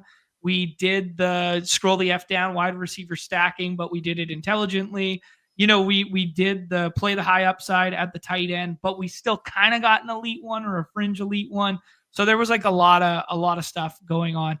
One last nugget before we leave here, Nez, when I was watching that quarterback show, the Sam Laporta, before they go out for the Thanksgiving Day game, they're doing a break the huddle, like hands up thing. And Jared Goff goes, "Love you guys, especially you, Sammy." So there's a little something there. There's a little something there. I'm not saying, but if you're going to single out a guy when you got your mitts up in the air as who your favorite is, yeah. Yes, Brett, get cultured, my friend. Spaghetti is one thing. Spaghettini is a thinner spaghetti-based noodle. Come on, man, get cultured out here. It's not a Canadian thing. It's just a thing. Nez, any final words for the people? No, I'm going on Best Ball Guy's show tonight. So check me out on Best Ball Guy. Me, Eric, Best Ball Guy, and NP43, aka nice. Neil. So this is the first time that he's ever brought on a guest with him and Neil. So I'm stoked. Big fan of Best Ball Guy. And then tomorrow I'm doing Best Ball Jeopardy against you got a lawyer. So I'm fucked. Nice, dude. So if you guys want to see Nez flounder some more in the draft rooms, BBG stream this evening, and then Jeopardy tomorrow. We'll have a full football show tomorrow, including a little breakdown for the Hall of Fame game. We'll have some fun in the pick'em lobbies. Nothing too serious. We're not ready for full-fledged breakdowns of slate there. Best of luck to everybody playing in the slates this evening, especially that beautiful MLB 5 gamer that may end up being 4. Give the people at the solver a little look-sees. You know, go check out that Best Ball Explorer. Go check out that Best Ball Assist tool. There's a link in the bio below. We will have a solver series video dropping later this week. Back tomorrow, same bat time, same bat channel. Everybody's favorite time on the show. The end. Peace.